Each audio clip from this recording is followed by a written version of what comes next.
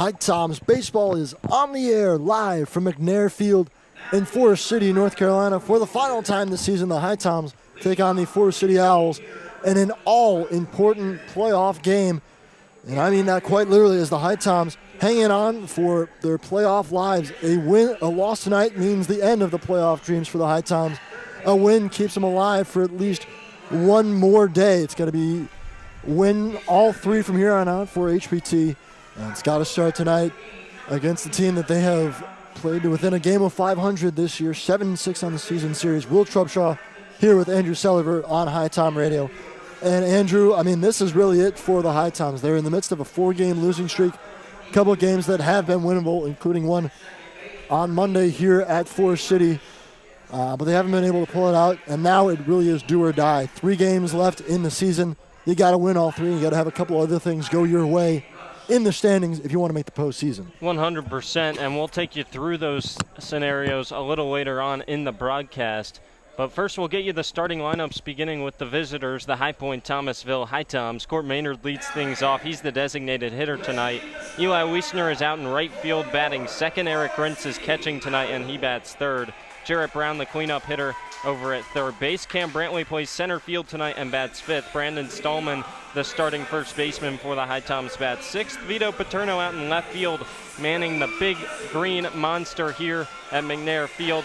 He bats seventh. Josh Jones is at short batting eighth, and Jose Vargas is at second base, and he rounds out the starting 9 for DJ Russ and the HiToms, who come into tonight looking for a win to keep the playoff hopes alive. HiToms 9-12 in the second half, 21-24 overall. The starting pitcher tonight for HPT is all but the ace throughout the course of this season, and Matt Little. Matt Little, a guy who had a no-hitter against these Forest City Owls back at Finch Field just a few short weeks ago on July the 8th. Take a look now at the Forest City lineup that will duel him tonight. And for Forest City, a lot on the line, too. A win tonight keeps them alive, and then they need to win tomorrow night against Macon to stay alive. If they lose against the Bacon Friday night, their playoff hopes are dashed as well, and all but locks it in for Macon. So the lineup for Forest City, leading off the right fielder tonight, Wade Kelly, moves over from center to right. Will Vergantino, second base, and bats second. 3 Hillier slots in the 3-hole, and he'll be behind the plate catching. David Lewis, the first baseman, bats cleanup. Will Samuelson, designated hitting and batting fifth. Garrett Dill, batting sixth and playing third base. Carter Lindsay out in left field, bats seventh. Angus Pence, the 8-hitter, over at short, and rounding out the starting 9 for Forest City will be Clayton Keys, the center fielder. J.C. Gilmore gets the start for the Owls in this game. And we will step aside momentarily for the playing of our national anthem. When we return, we'll have the umpires and first pitch here.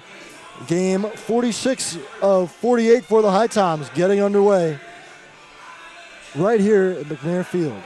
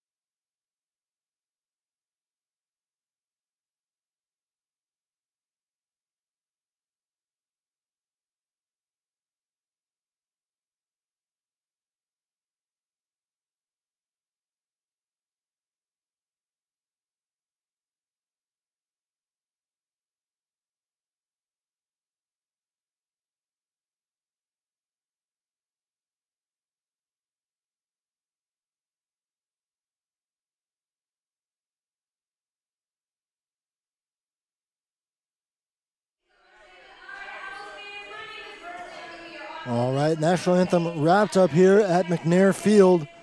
And just moments away now from first pitch and the start of this game for the HiToms coming in tonight. They are 21-24 overall in Coastal Plain League action this year, 9-12 in the second half for the Forest City Owls, 21-23 and 11-9 in the second half. But what matters right now more is the overall records, because last night the Savannah Bananas, with their 12-0 win over the Macon Bacon, clinched the second half title, meaning they clinched both titles, and the tiebreaker goes to the team with the best overall record, which is currently the Macon Bacon, but only by the slimmest of margins. So the HiToms and Owls both knocking on the door. Yeah, and the playoff scenario for the HiToms is this. If they lose tonight, they're done. Can't make the playoffs mathematically. Season is essentially finished with 2 games left to go on the schedule.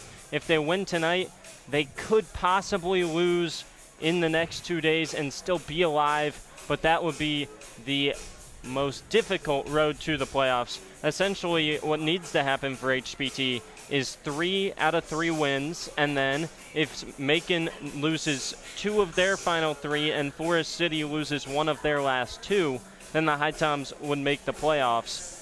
That being said, Macon does play Forest City at home tomorrow night, so that complicates things a little bit. The HiToms would like a spot where they win tonight and Macon loses to Savannah tonight. If that were to happen, then the HiToms would be in a decent spot to where no matter what happens in the Macon Forest City game tomorrow, a win for the HiToms means that they're still in playoff possibility and contention going into the last day of the season on Saturday. And the road's not easy for the HiToms, having to play at Wilson on Saturday, at home against Asheboro tomorrow night. We'll see what happens.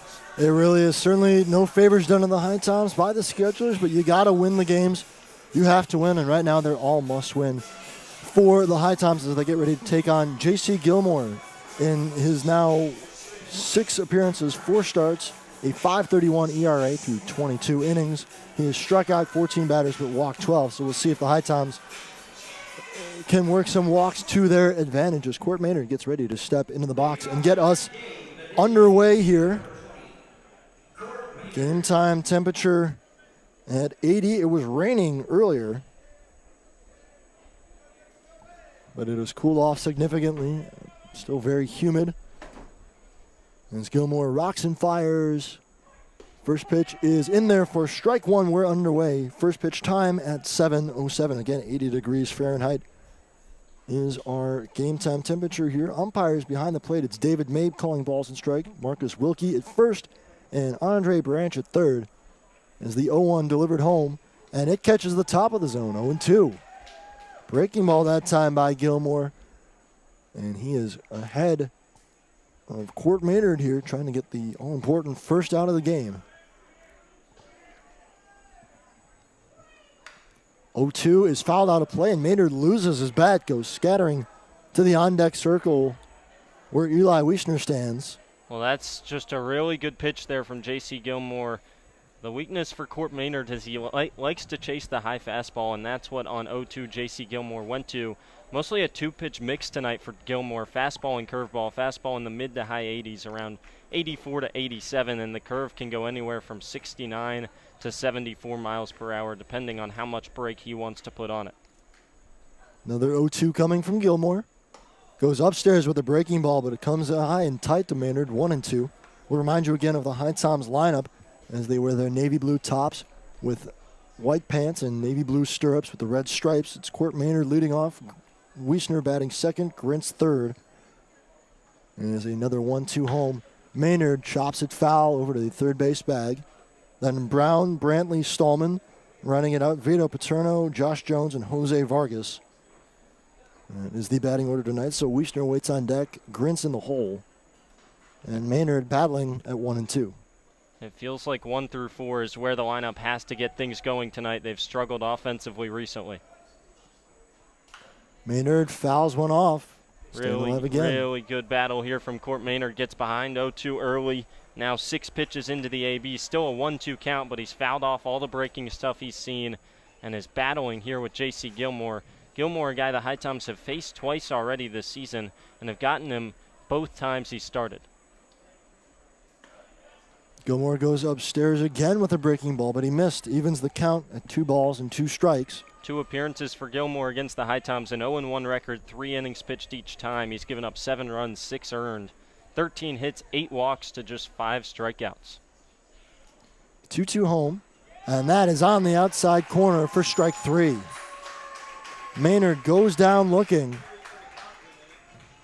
It's 3 pitches that all look very similar from J.C. Gilmore that are called strikes to Court Maynard, and he goes down looking after a good battle at the plate. 1 away for Eli Weissner. And that's one where you just don't know the strike zone of the umpire tonight, and that one looked a little bit off the plate, but if he's going to call that outside pitch, then you have to be swinging, and that's one that you hope the HiToms make adjustments to later on as the first pitch runs outside to Weissner. 1-0 for Eli. Homered in the HiToms' last game on Tuesday. He fouls it out of play and into the parking lot. It was one of the lone sparks of offense for the HiToms in a 12-3 rout at the hands of Lexington County that extended their losing streak to 4, but he hit a just tape measure shot. And he grounds one sharply through the left side, backhanded by Vergantino, and he throws on to first for the second out. Tough play for Will Vergantino as he's running on the backhand towards second base. Normally the shortstop for the Owls, but he is on the right side of second base tonight, and he makes a nice play for out number 2. A screamer there off the bat of Eli Weissner. He hit that one 100 on the exit velo, and somehow on the backhand, really good play at second by Vergantino. And that's kind of the feeling coming into tonight. Over the past 4 games, the HiToms have hit some balls hard, but it seems like every one turns into an out. First pitch, and Eric Grins checked his swing. I think it caught a piece of the bat, so that will be strike 1 to the HiToms catcher. HiToms 1 run in a 5-1 loss to the Zookeeper Saturday, a 12-2 loss to the Sharks Sunday, a 4-2 loss here against the Owls Monday, and a 12-3 loss to the Blowfish Tuesday. Swing and a miss, strike 2 to Grins. Yeah, that's the thing. There have been a couple of these losses that the HiToms, they were right in that game up until the end. A couple of the other losses, specifically Wilmington and Lexington County. It was a blowout, and it was a blowout from the beginning. HiToms in danger of going in order here as the 0-2 home to Grins. Fouls it off, just got a piece of it. It looked like it maybe caught a part of the glove or mask of 3 Hillier as well and trickled to the backstop. Still 0-2 to Grins. Grins has had a hit in every game he started with the HiToms. And he's behind in the count, 0-2. Missed upstairs now, 1-2. Yeah, Eric Grins has been phenomenal this summer. When you look at the numbers in depth, 425 the average, 17 extra base hits in 21 starts, and just 5 strikeouts across those 21 starts. Phenomenal. He's had a very patient eye at the plate, trying to avoid a strikeout here. He laid off one low and just off the plate, 2-2. Close take there on the fastball, just missed below the knees. Grins again displaying that patient eye as a 2-2 comes home from Gilmore. And Grins lifts it in the air up into shallow right field. Going out is the second baseman, Vergantino. He will catch it, and it's a 1-2-3 inning for the Forest City Owls. The HiToms do not score after a half inning of play, 0-0. You're listening on HiToms Radio.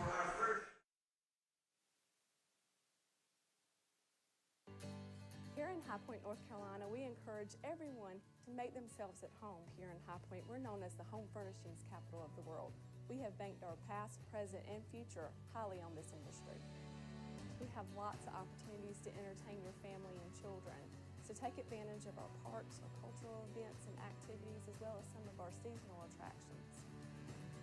High Point has a variety of entertainment to suit your needs. Whether you're looking for the newest craft brewery here in town or some live music, come to High Point. We've got what you need. We here at High Point welcome you to make yourself at home. Novant Health offers unrivaled care for every woman at every age, stage, and walk of life. We know that the care you need today might not be the same care you need tomorrow, and we're proud to offer expert services that are as diverse and multifaceted as you are. So whether you're having a baby, battling cancer, or boosting your overall wellness, you can count on Novant Health to get you back to the things you love faster. Discover care that always puts you first at novanthealth.org/everywoman.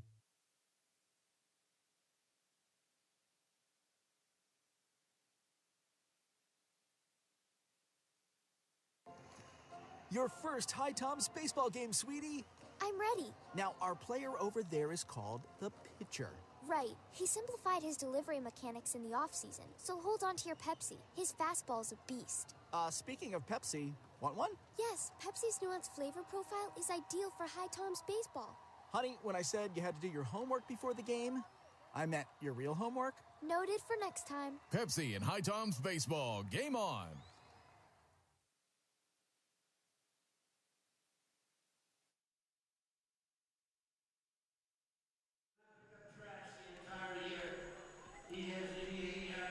All right, bottom of the first coming up here. HiToms did not score as J.C. Gilmore sent them down in order. And now it'll be Matt Little's turn to do the same. And given the results this season for Little, you'd think there's a good chance to do it. He has been phenomenal for the HiToms, including throwing a 6-inning no-hitter. It was shortened by rain against these Forest City Owls just a couple weeks ago, but a really, really outstanding pitcher, without question, the HiToms ace this year. Take a look at his numbers. 42 2/3 innings pitched for Little in what will be 12 appearances, 9 starts.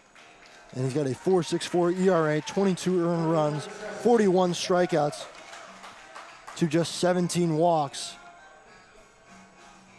and a record of 4-4 on the year for HPT. Second on the team in strikeouts to only Ethan Snyder, who sits with 50, which is second best in all of the CPL. But Matt Little, if he's got the good stuff working tonight, Andrew, he's certainly a strikeout candidate. Yeah, the fastball can be really good for Matt Little. It's a 3-pitch mix, 4-seam changeup slider. First pitch is upstairs to Wade Kelly. He shimmies as it's high for ball 1.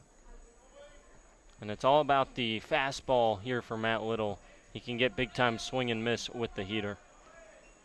The 1-0 is in the zone, strike 1, pops out of the mid of Grins. Well, I tell you what, Matt Little's a little bit fortunate there because that was right on the inside corner. And usually when your catcher doesn't catch it, you're not going to get the strike call, as that one just dropped out of the glove of Grins. But Matt Little picks up strike 1. The 1-1 home, chopped over to the right side, but it'll roll foul quickly. It's got halfway up the line before trickling into foul play. The other thing about Matt Little is he loves to work quickly, especially when he can get ahead in count. Sometimes if he gets behind 2-0 in a count, he'll take a step off, take a deep breath, and try and reset. But when he's dominant and pounding the strike zone, he loves to get the ball back and fire and try and keep the hitters off balance with a fast pace. Ahead in the count here, 1-2. Works from the windup and deals. And Kelly lifts one out into left field, but playable for Vito Paterno, who makes the grab. Take a look at the HiToms defensively. Vito Paterno out in left. Cam Brantley gets the start in center.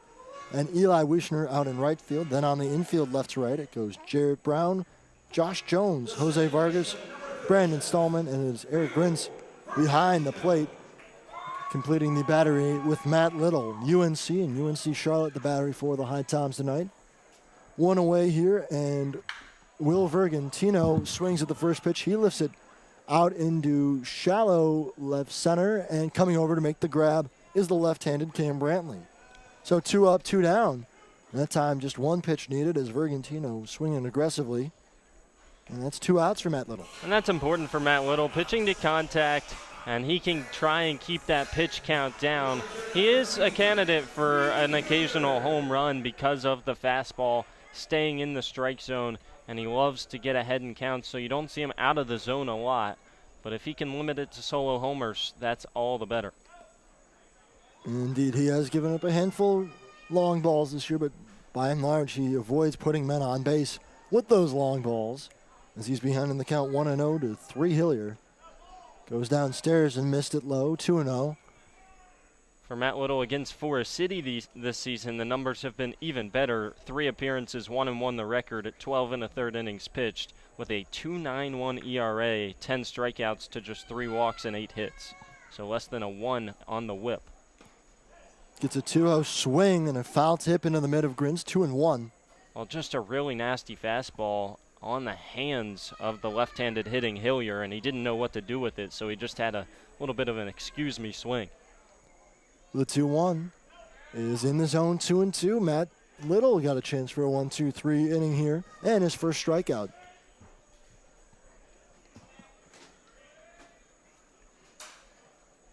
Little looking for his sign. He's got it. A rockin' fire. And a grounder over to second base. Jose Vargas fields on hop, throws to first to end the inning. Well, Matt Little does return the favor. 1-2-3 for both teams in the first inning. No score after one. And a essentially playoff game between the Forest City Owls and your High Point-Thomasville HiToms. Thank you for coming to my press conference. Don't worry, I just sprained my ankle. Novant Health said I'll be back in no time. Hey, honey, your wife here. Can you still coach Little League? Yes, I can. Dad, Excuse me. what about our father-daughter dance? I wouldn't miss it. And what about cleaning the gutters? No further comment. With locations throughout the area, online scheduling, and same-day appointments, Novant Health can help you get back in the game fast. Visit novanthealth.org/rapid recovery. Novant Health, making healthcare remarkable. The future is now. The future is you. The future is here. It's computers. It's healthcare. Robotics. Cybersecurity. Manufacturing. DNA research. The future is everything. The future is knowledge. Community. Possibilities. Hope. It's about family. Having a career. Reaching goals. Finding your purpose. Your passion. Believing in yourself. Davidson County Community College. The future is here. No score after one on HiToms Radio. Forest City and the HiToms in a big-time playoff division battle. Will Trubshaw and Andrew Selliver with you here. And Andrew, what did you see for the HiToms in their first at-bats that they could improve upon? We know that the offense has been mired in a funk lately. 3 runs or fewer in each of their last 4 games. Is there anything that they could exploit from J.C. Gilmore? Well, I think it's most importantly taking pitches out of the zone. We saw a couple wild curveballs miss well upstairs and a fastball as well. And so it's important to try and get ahead in counts. I mentioned for Gilmore against the HiToms this season, the walk-to-strikeout ratio isn't good, as it's just 8 walks to 5 strikeouts. He did get a strikeout of Maynard in the first, but altogether, not bad ABs. Maynard battled back. He got Cade looking on a tough pitch that looked just outside of the zone, and you're not going to know the zone on the first AB. And then Weissner hit a hot shot over to second. So not bad ABs. Eric Grins battled back in his as well before just popping one up. We'll see if the HiToms first time through the lineup here can make some adjustments. First pitch strike to Jarrett Brown. It'll be 4, 5, and 6 for the HiToms in the second inning. As Gilmore deals and missed outside with a breaking ball, 1-1. Gilmore 6'5", 185 from Southeastern University in Kentucky. Went to Marshall County High School. Is a native of Paducah, Kentucky. As Brown swings on the 1-1 and lifts it into foul territory along the first base line. Casually tracking it and making a basket grab for the first out is David Lewis. And for J.C. Gilmore, the numbers with Southeastern this year weren't bad, a 5.87 ERA. Didn't pitch a lot, though. 4 appearances, just 7 2/3 innings pitched. Gave up 6 runs, 5 of them earned, 6 walks to 9 strikeouts. Didn't record a decision or a save. And so that's what summer ball's all about. A lot of guys like Matt Little, who didn't pitch a lot. Matt Little this year with Charlotte, just 2 1/3 innings pitched, so you can get more reps against some of the top level of competition. First pitch to Cam Brantley finds the zone. Another first pitch strike from J.C. Gilmore. He is pounding the zone right now, and another guy certainly making an impression for Southeastern here. Another guy, like you said, that's what summer ball is all about, is saying, hey, coach, look what I did over these couple of months. And most of these guys will be returning home to school soon. Just 4 teams make the postseason. So they'll have, especially in the case of J.C. Gilmore and Matt Little, a lot to talk about. Is a little liner over the short is caught on a hop by Angus Pence. Brantley got it off the end of the bat. Almost got past the outstretched arm of Pence, but he was able to make a one-legged grab. And that's 2 up, 2 down in the second. 5 straight HiToms retired to start the game. We'll see if Brandon Stallman can change that trend. Well, that was the first look at a changeup today from J.C. Gilmore, a pitch that he's just recently developed. Didn't even use it the first 2 times the HiToms faced him. First pitch swinging by Stallman. He lifts it in the air over to the left side of the infield. Pence once again makes the grab on the edge of the infield dirt. Another 1-2-3 inning, another quick inning for J.C. Gilmore as he keeps the pitch count down. We go to the bottom of the second. No score on HiTom Radio.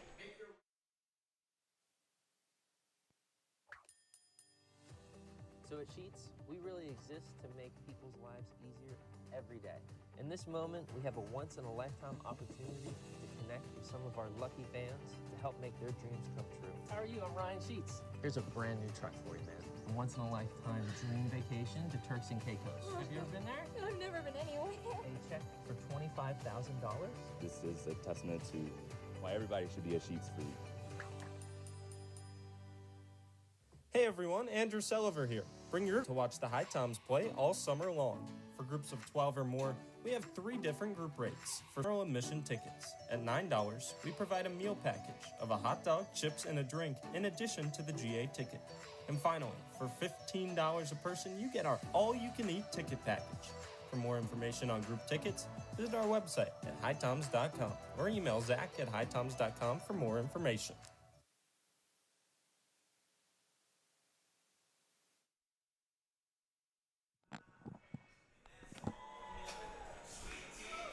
All right, bottom of the second coming up here. Matt Little quickly out for his second inning of work as J.C. Gilmore needed just 7 pitches to get through the top half of the frame. He has looked really good so far.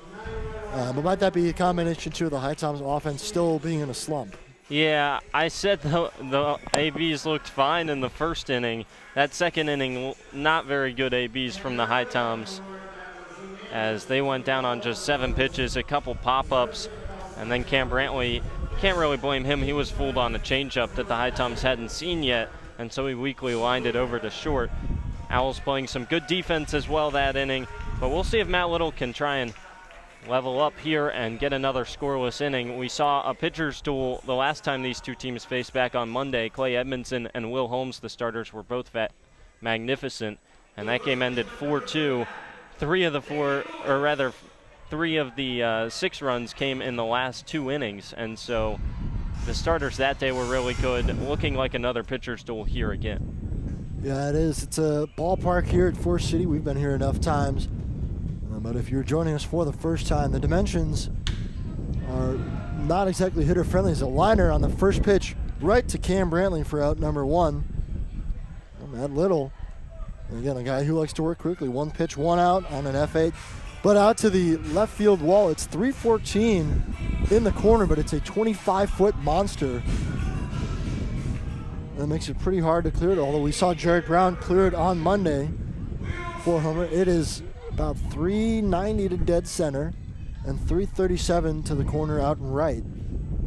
But it doesn't always play hitter-friendly as the first pitch home is in there for strike 1 to Will Samuelson.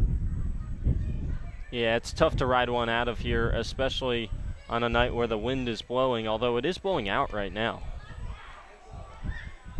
Not very strongly. The flag's out in center field, just kind of gently flapping at the moment, but we've certainly seen moments where the wind can carry a ball out in a hurry here at McNair Field. 1-2 the count to Samuelson.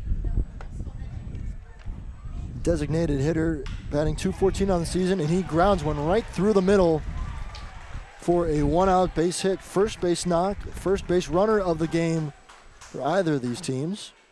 Well, we saw Matt Little pound his glove there in frustration after he gives up a first base hit. Not even a bad pitch on the curveball.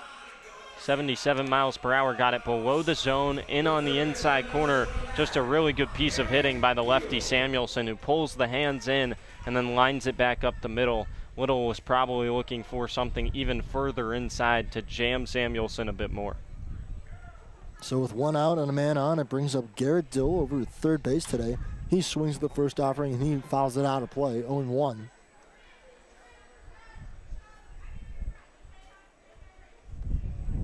Dill has appeared, or had 79 plate appearances, I should say, this season for the Owls. Been one of the longest tenured Owls on the year, and he lines another one out of play, that time to right field and just beyond the dugout for Forest City. Batting just .197 though, 2 homers, 9 runs driven in. Interested to see Matt Little had him behind a changeup at 80 miles per hour. I think you can probably guess that he goes to the fastball and tries to blow it past Dill. 0-2 home. Chopper, he went with the fastball, but Dill able to get a piece and foul it right at his feet. So there you go. Little rearing back to 89 and got the swing. It's just Dill got enough of it to stay alive. Don't expect Samuelson to be in motion over at first or anything on the ground. Could be a chance for two for the HiToms to get out of the inning. Swing and a miss, strike three. Well, not on the ground, but the pitch finding its way to the dirt as a nasty breaking ball tailed inside to Dill and got him to swing and miss for out number two. Really good. More of a slurve now for Matt Little, similar to Jacob Halford. His slider has evolved towards a curveball, and he dropped the velocity. It's just a little twist in the grip there to drop the velocity, get more vertical break, and nasty pitch on the back foot breaking ball.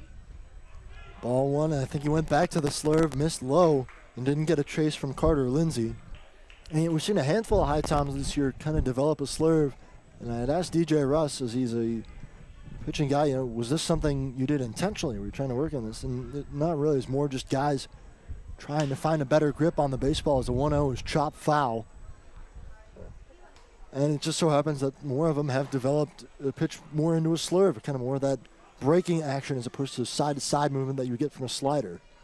Yeah, and the slider versus the curveball grip isn't a big difference. It's just a little tweak on where you put the fingers. And so it's kind of all just that testing out here in summer ball where they're going to figure out the grip to have the best spin, best movement. And some of these guys have developed a much better breaking ball. 1-1 in the dirt. A good stop by Eric Grintz makes it 2 balls and 1 strike. Little working on the outside to Carter Lindsay right now. Lindsay was the guy who got the 2 RBI double on Monday to help win the game for Forest City, where he hit it to the left field wall. Strike 2 at the knees. As a ball that really hung up in the air for a long time, and Rowan Watt can't even really call it his fault. The inexperienced outfielders he's played infield mostly for the HiToms and was butted up right against the monster out and left and just was unable to play it off the wall. That made all the difference in the game. There's a grounder up the middle off the glove of Josh Jones. On his way to third is Samuelson. Imagine that will be ruled an E6 as Jones and Vargas were coming towards second base from their respective positions, and it just kicked off the glove of Jones. To keep the inning alive, Samuelson with 2 outs, running hard, and he got himself into scoring position at third base. Well, Samuelson was off on the pitch. He was trying to steal second to get into scoring position. I think that affected the base runners, or rather the fielders for the HiToms, as that one went right behind the second base bag. He was right near the ball when it came past him, and so Josh Jones just couldn't quite get it. If Samuelson's not off on the pitch, Jones probably gloves it and just flips on to second for out number 3. 2 away, but 2 men on now for Angus Pence. Throw down on the first pitch, and they got him. Carter Lindsay trying to take off for second. He is nailed on a perfect throw by Eric Grintz, and the HiToms are out of the inning. They leave 2 stranded due to the Owls, a single and an error, but they do not score. We go to the 3rd inning, a quick-moving game between the HiToms and Owls with their playoff lives on the line. Here in High Point, North Carolina, we encourage everyone to make themselves at home here in High Point. We're known as the home furnishings capital of the world.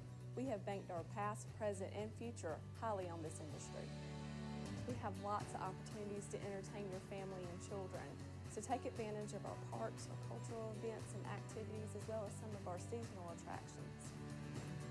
High Point has a variety of entertainment to suit your needs. Whether you're looking for the newest craft brewery here in town or some live music, come to High Point. We've got what you need. We here at High Point welcome you to make yourself at home. Novant Health offers unrivaled care for every woman at every age, stage, and walk of life. We know that the care you need today might not be the same care you need tomorrow, and we're proud to offer expert services that are as diverse and multifaceted as you are. So whether you're having a baby, battling cancer, or boosting your overall wellness, you can count on Novant Health. to get you back to the things you love faster. Discover care that always puts you first at NovantHealth.org/everywoman. Third inning, HiToms keeping the Owls scoreless, courtesy of some help from Matt Little's friends. A nice strike, nice throw out of the base runner Carter Lindsay by Eric Grintz. Andrew, what did you see on that play? Yeah, I think it was actually a designed pitch out from the HiToms. They had seen Samuelson steal second on the base hit, rather the error off the bat of Lindsay on the previous pitch. And with the runners at the corners, this Owls team likes to stay aggressive on the base pass. Stole 6 bags against the HiToms on Monday. The HiToms predicted with first and third they were going to try and take off for second with Lindsay, so they threw a high fastball almost as a pitch out, and Grins fired a strike down to second. A dangerous throw, because if you don't get the runner at second, breaking for home was Samuelson from third, and he probably scores for the first run of the game. But a strike from Grins on a beautiful design play for the HiToms. So that means that we start the inning off with Vito Paterno. No score here in the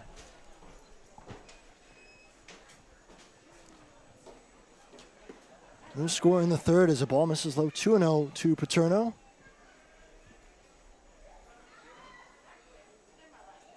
And J.C. Gilmore will deal.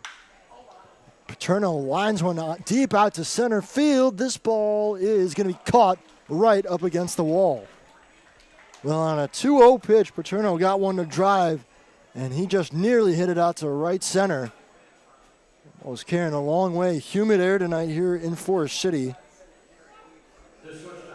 Really good couple of days at the plate for Vito Paterno. He hammered that ball 94 off the bat to center, hit at 360, and it just shied up at the track for him. Hit a lot of balls hard in the last week, especially on Tuesday against the Blowfish. First pitch strike to Josh Jones. That ball was given a ride by Paterno. But my goodness, just died right out at the wall. Turns on it maybe a little bit. That ball has a chance to carry him off the wall for a double out and left. As the count now 0-2 to Josh Jones. We saw Paterno pick up the 2 RBI singles against the Blowfish as well on Tuesday. Pair of them. He provided most of the offense for the HiToms. A couple sharply hit singles too. We've seen some decent contact from both teams already. That ball hit hard by Paterno. Weissner hit a very sharp ground ball back in the first, and then a couple hard hits, including the flyout from Lewis in the last inning for Forest City, but no runs to speak of thus far. 0-2 missed on the outside corner, not by a whole lot. As Josh Jones able to lay off a chase pitch, 1-2.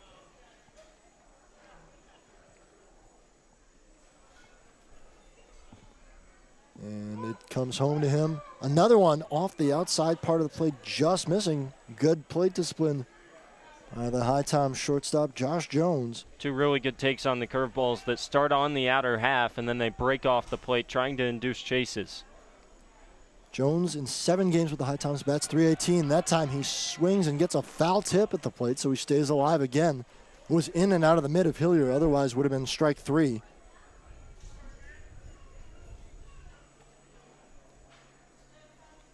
Jones with 3 doubles out of his 7 hits. I believe he picked up his first hit here at Forest City a couple weeks ago. Lifts one out of the play and into the parking lot. Well, with every foul ball on the 2-strike count, you can hear the HiToms dugout cheer, just encouraging Josh Jones towards a really good plate appearance. Well, and if nothing else, they're making J.C. Gilmore throw more pitches. You're seeing more pitches for the HiToms as a 2-2 misses in the dirt, 3-2.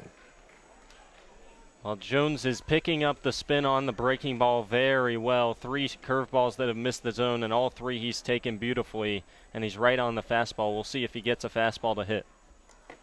3-2 is lifted foul out of play. Jones from the University of Mount Olive.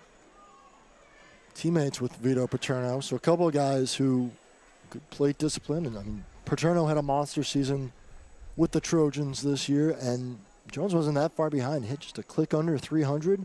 Drove in close to 50 runs. 3-2 pitch. This one high out to center field. Really, it'll be on the edge of the grass. Really got under it, and it's a pop out to shortstop. Thought for a second Keys might have to make a play on that, but it went straight up and down. Well, we've seen a couple good ABs by the HiToms end in pop-outs, and that just tells you that it's really good spin so far from J.C. Gilmore, as it looks to hitters that the fastball just keeps climbing and climbing, and it's missing barrels upstairs, and that leads to pop-ups.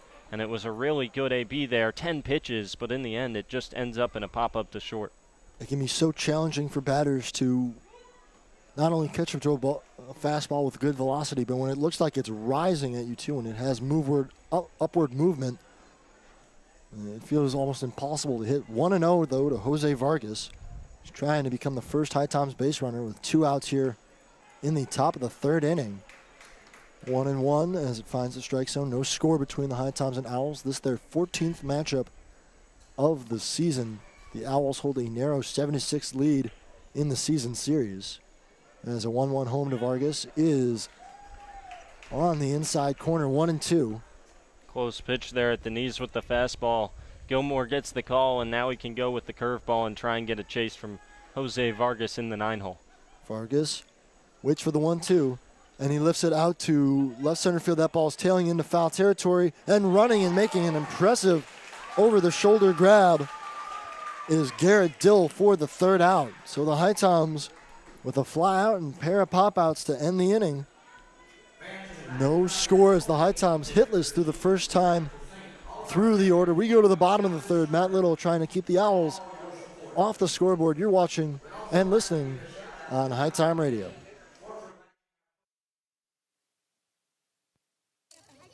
Thank you for coming to my press conference. Don't worry, I just sprained my ankle. Novant Health said I'll be back in no time. Hey, honey, your wife here. Can you still coach Little League? Yes, I can. Dad, Excuse me. what about our father-daughter dance? I wouldn't miss it. And what about cleaning the gutters? No further comment. With locations throughout the area, online scheduling, and same-day appointments, Novant Health can help you get back in the game fast. Visit novanthealth.org/rapid recovery. Novant Health, making healthcare remarkable. The future is now. The future is you.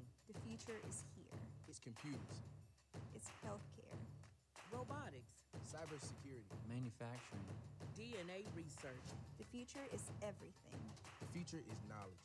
community, Possibilities. hope. It's about family. Having a career. Reaching goals, finding your purpose. your passion. Believing in yourself. Davidson County Community College. The future is here.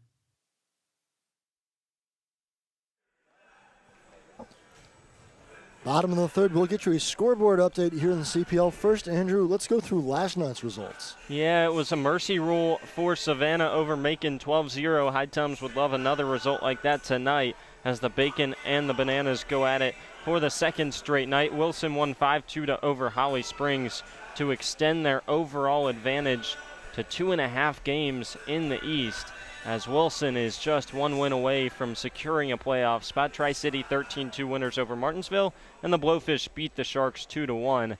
As for tonight's slate, Florence at Lexington County, Wilmington at Ashboro, HPT playing here at Forest City, Savannah at Macon, that's the big one, as the HiToms could desperately use another Savannah win. Morehead City at Wilson, Tri-City at Peninsula, and Holly Springs at Martinsville. HiToms hoping for a Savannah comeback as they trail Macon 4-0 right now in the bottom of the 2nd of that game.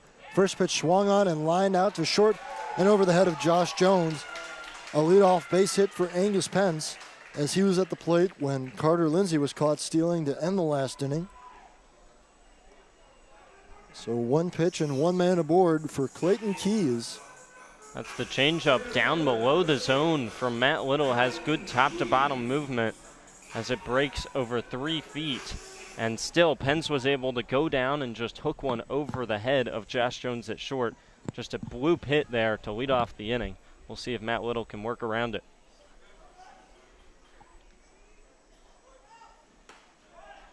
Strike 1 to Keys.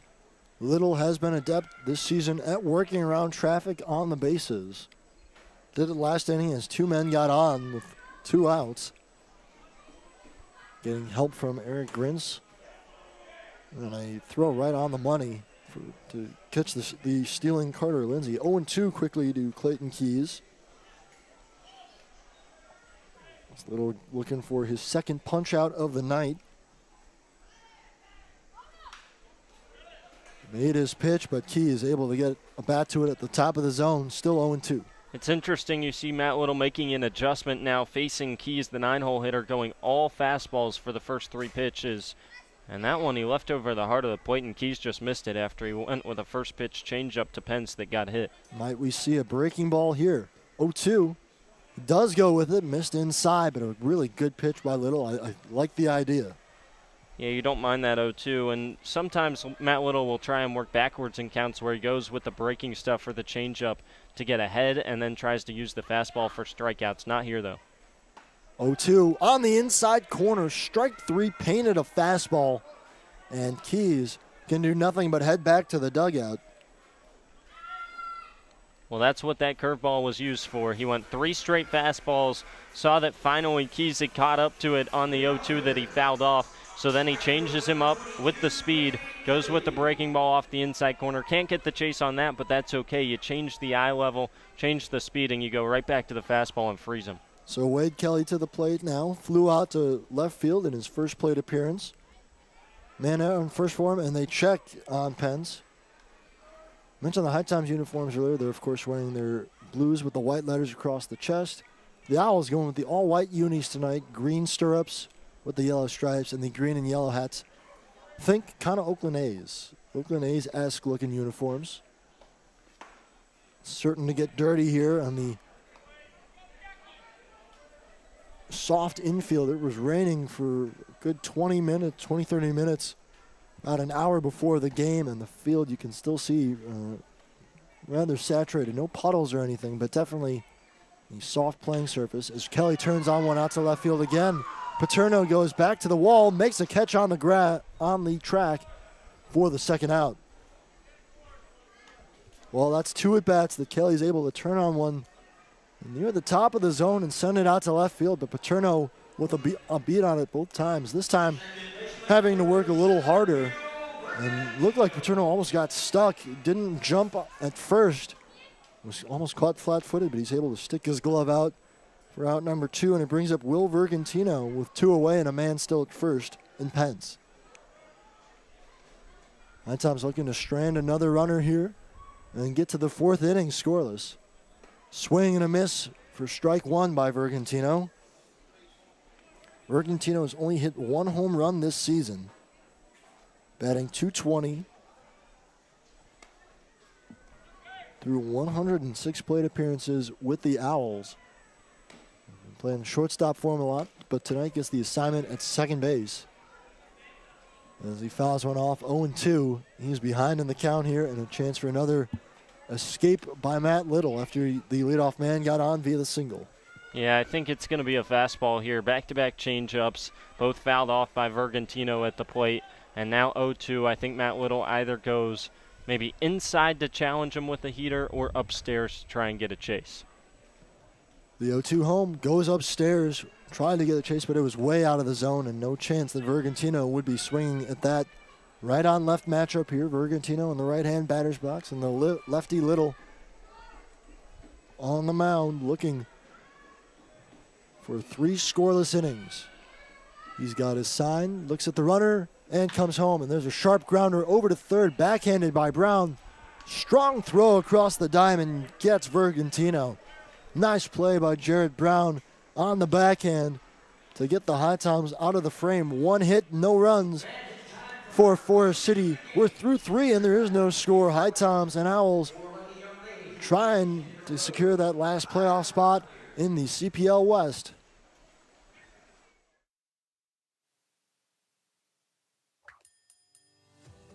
So at Sheets, we really exist to make people's lives easier every day. In this moment, we have a once-in-a-lifetime opportunity to connect with some of our lucky fans to help make their dreams come true. How are you? I'm Ryan Sheets. Here's a brand new truck for you, man. A once-in-a-lifetime dream vacation to Turks and Caicos. Have you ever been there? No, I've never been anywhere. A check for $25,000? This is a testament to why everybody should be a Sheets freak. Hey everyone, Andrew Selliver here. Bring your group outing to Finch Field to watch the HiToms play all summer long. For groups of 12 or more, We have 3 different group rates. For $6 per person, you can get general admission tickets. At $9, we provide a meal package of a hot dog, chips, and a drink in addition to the GA ticket. And finally, for $15 a person, you get our all-you-can-eat ticket package. For more information on group tickets, visit our website at HiToms.com or email Zach at HiToms.com for more information.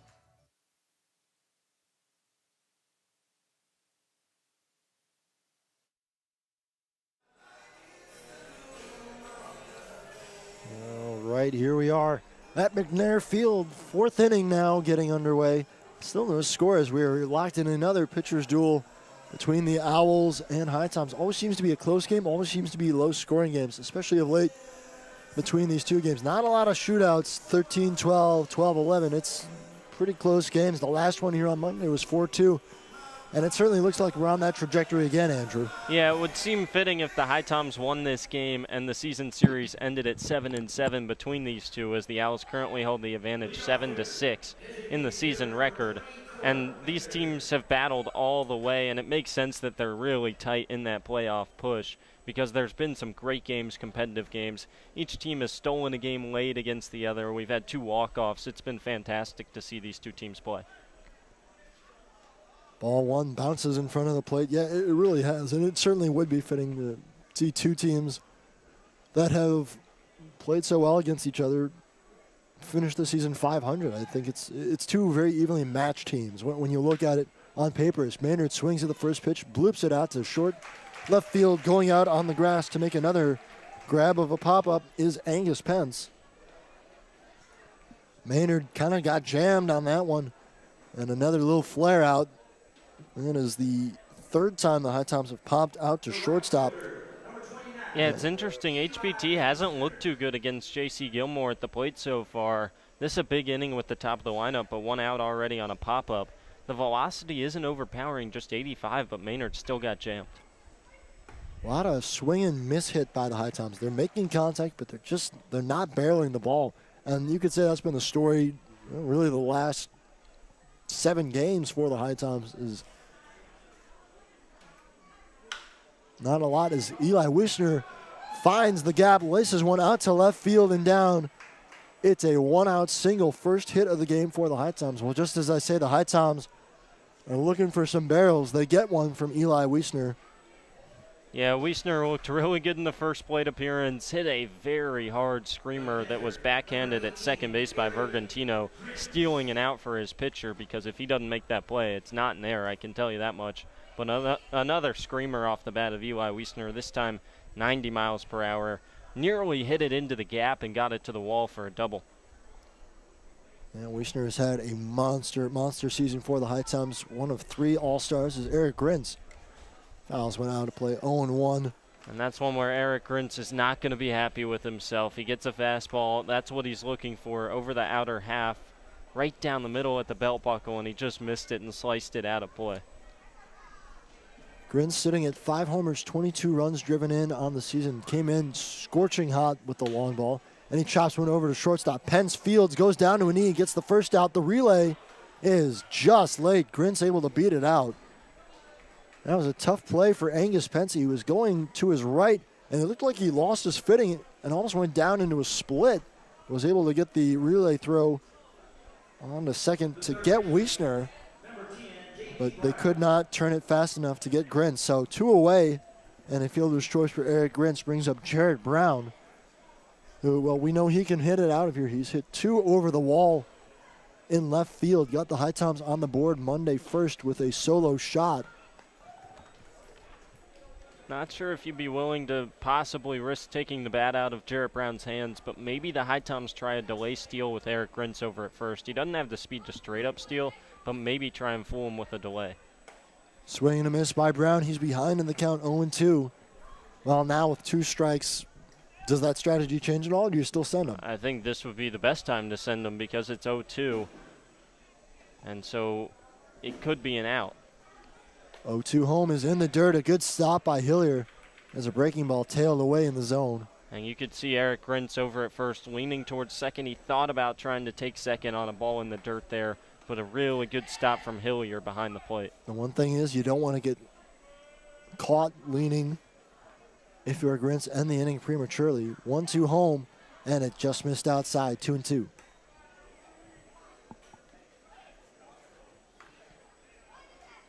Brown with 4 homers. That's tied for third on the HiToms.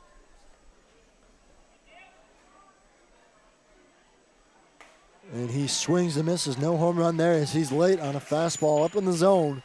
So the HiToms get their first hit of the inning, but they leave a man stranded as we go to the bottom of the fourth. No score, Forest City and High Point Thomasville. It's a pitcher's duel here, and what else would you expect between these two teams in their final game between each other this season?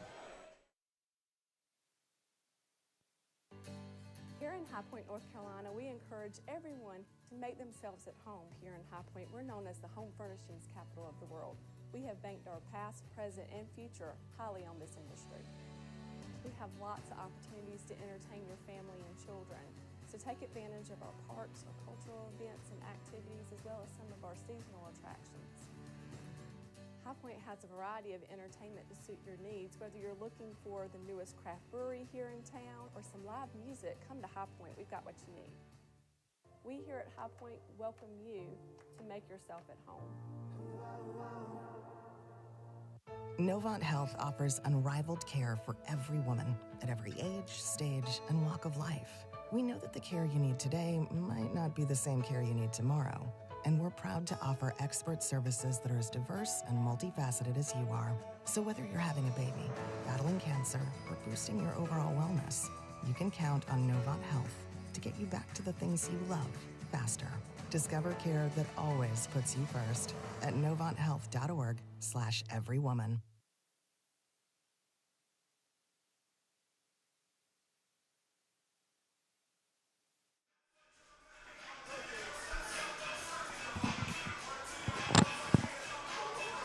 Jump around playing here at Forest City McNair Field as both teams trying to get energized here. Not a lot of offense so far, just 3 total hits between the two teams through 3.5 innings. It's been some good pitching.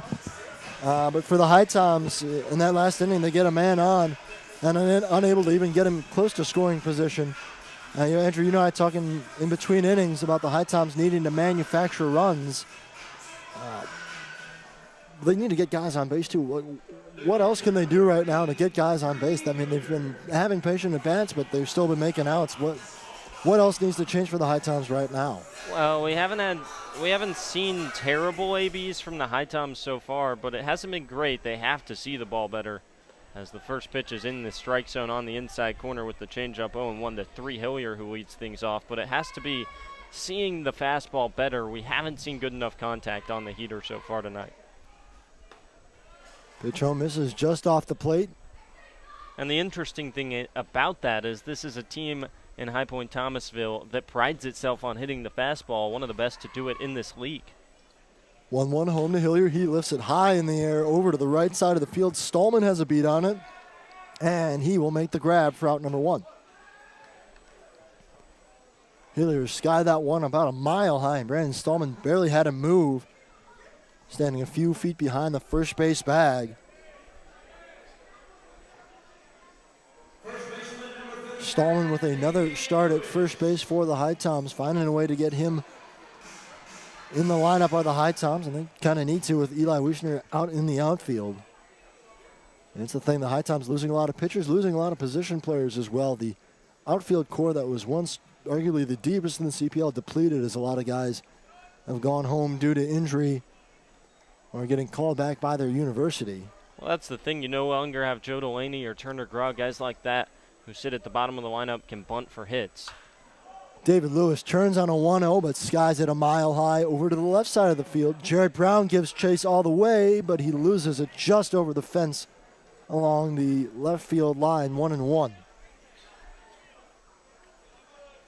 And you mentioned another guy, A.J. Roush, Sam Yelton, guys who've been with the HiToms for a good long while, and we're getting consistent reps in the outfield, no longer with HPT, and it puts a strain on the lineup. But again, the HiToms not the only team in that boat.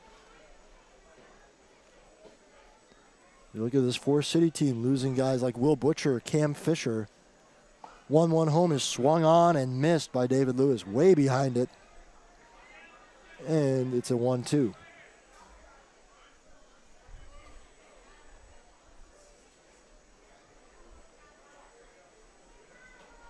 Little rocks and deals. The wind-up home is upstairs, 2-2. We've seen a couple times go for that elevated fastball, but it's really elevated at eye level.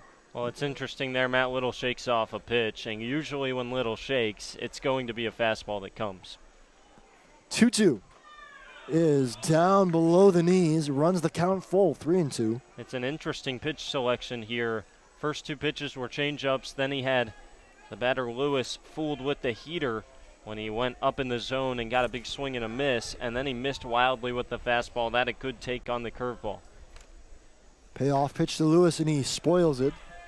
Back into the netting, still 3-2. Well, you had to know fastball was coming there, 3-2. That inevitably what Matt Little would go to, and now the question is, does Little have the bravery to go to a changeup here on 3-2? The offering on 3-2 is foul back and another fastball, so he did not go to the changeup that time.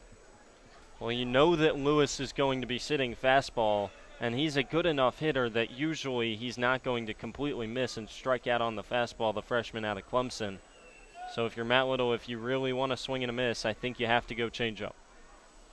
Another 3-2 offering, and Lewis gets it off the end of the bat out to left field. Paterno called off by Cam Brantley, who comes a long way from center field to make the grab. But he makes it, and that's out number 2. And Matt Little did go changeup, and that's the result.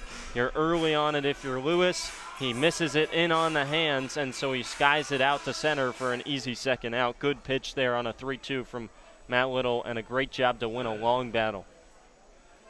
2 up, 2 down in the fourth for Little, looking for his second 1-2-3 inning of the game, as he sent the Owls down in order in the first. He's given up hits in each of the last 2 innings. He gets a big swing and a miss on strike 1 from Will Samuelson, who was the first hit of the game, but he was stranded at third. Back in the second inning. Swing and a chopper back into the netting, 0-2, and now Samuelson well behind in the count. Matt Little in the driver's seat here. What do you go to now? 0-2. Well, he went fastball, he went curveball there. I think you go fastball outside. 0-2 goes inside with the fastball. Chopper over to first, and it eats up Stallman. Samuelson taking a turn around first in the second. The throw is not in time.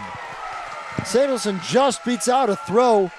Eli Weissner had a long way to run, but the throw was right on the money. Samuelson thinking 2 out of the box, it looked like, as that ball took a nasty hop on Brandon Stallman. Didn't really ever get himself set in front of the ball, and it just ate him up as he tried to one-hand it. No surprise to see DJ Russ headed out to the middle of the diamond, because that is a very close call. Eli Weissner, a great job to go barehanded down the right field line, and a great throw. Looked like it beat Samuelson by a half step. Great tag applied by Josh Jones, and it looked to me long way away from here in the booth, but it looked like the HiToms got Samuelson at second, so not a huge surprise to see DJ Russ out to argue. But if you're Brandon Stallman, that was a nasty hop. Just went the other way on him at first, and that's all off the spin of the bat from Samuelson. And that's why if you're Stallman, you might prefer to see him try and charge that one in on the grass, where you would get more of a true hop than what you see off the dirt.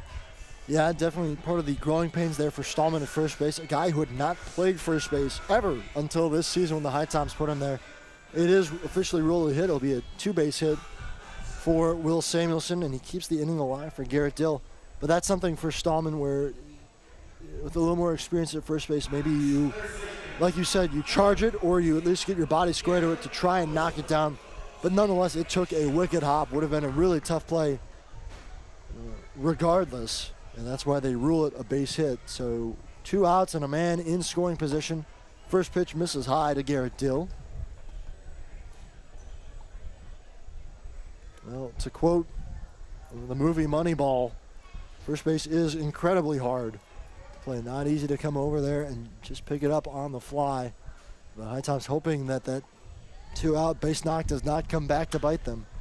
And it might not, as Dill skies one in the air, but it's going to land out of play. Foul. Wind push that one out of play. Starting to blow directly in from center field now as the winds are shifting here at McNair Field.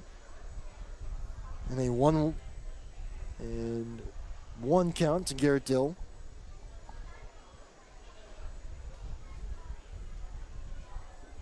A little working from the stretch. Takes a quick peek at Samuelson. And Dill skies one on the left side of the infield. But that ball is going to get out of play. 1-2. Really big pitch here coming from Matt Little. He gets 2 weak pop-ups, and they both drift out of play here from Dill after a first pitch fastball missed not very close to the zone, up and away. And so now the question is, what do you go with? Back-to-back changeups? Do you try and speed him up with a fastball and have him fooled? The danger there, Dill, if he catches up to it, might knock a base hit and get an RBI. 1-2 pitch coming, Little to Dill. Little looper over the head of Stallman. It's tailing fair. Just lands inside the fair line in right field, and that brings Samuelson around, who was on his horse going with 2 pitches, with 2 outs. And the Owls strike first. A little flare off the end of the bat for Dill. It kept tailing, but it stayed fair just long enough. And a pair of 2-out base hits. And that's what we said, the danger you run of throwing a fastball in a 1-2 count. If Dill's able to catch up to it, it could be a base hit for an RBI. He was late, but he just got enough to keep it fair down the right field line. First pitch, strike 1 to Carter Lindsay. So HiToms unable to avoid trouble after the 2-out base hit. Another one by Garrett Dill brings the run in. And the Owls are in front first. 0-1, missed outside, 1-1. And that's the thing now with even a 1-run lead, the way that J.C. Gilmore has been pitching, the way this HiToms offense has looked of late, you kind of worry about the HiToms chances going forward. They got to limit the damage here. Chopper over to second on 2 hops. Jose Vargas fields and throws on to first for the final out of the inning. But not before the Owls able to strike first. It's a 2-out double by Will Samuelson, and he's brought home on the 2-out single by Garrett Dill. 1-0 after 4 innings of play. HiToms trying to respond when we return in the top of the 5th. Thank you for coming to my press conference. Don't worry, I just sprained my ankle. Novant Health said I'll be back in no time.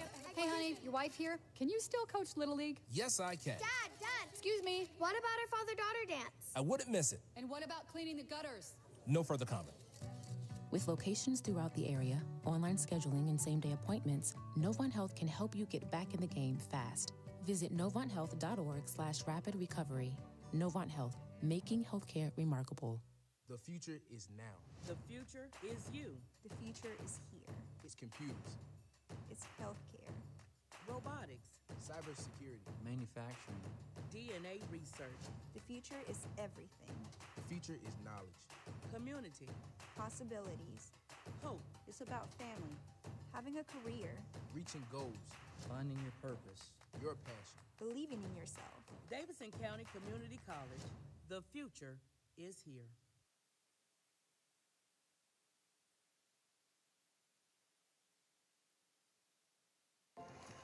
Your first HiToms baseball game, sweetie. I'm ready. Now, our player over there is called the pitcher. Right. He simplified his delivery mechanics in the off-season, so hold on to your Pepsi. His fastball's a beast. Speaking of Pepsi, want one? Yes, Pepsi's nuanced flavor profile is ideal for HiToms baseball. Honey, when I said you had to do your homework before the game, I meant your real homework. Noted for next time. Pepsi and HiToms Baseball. Game on.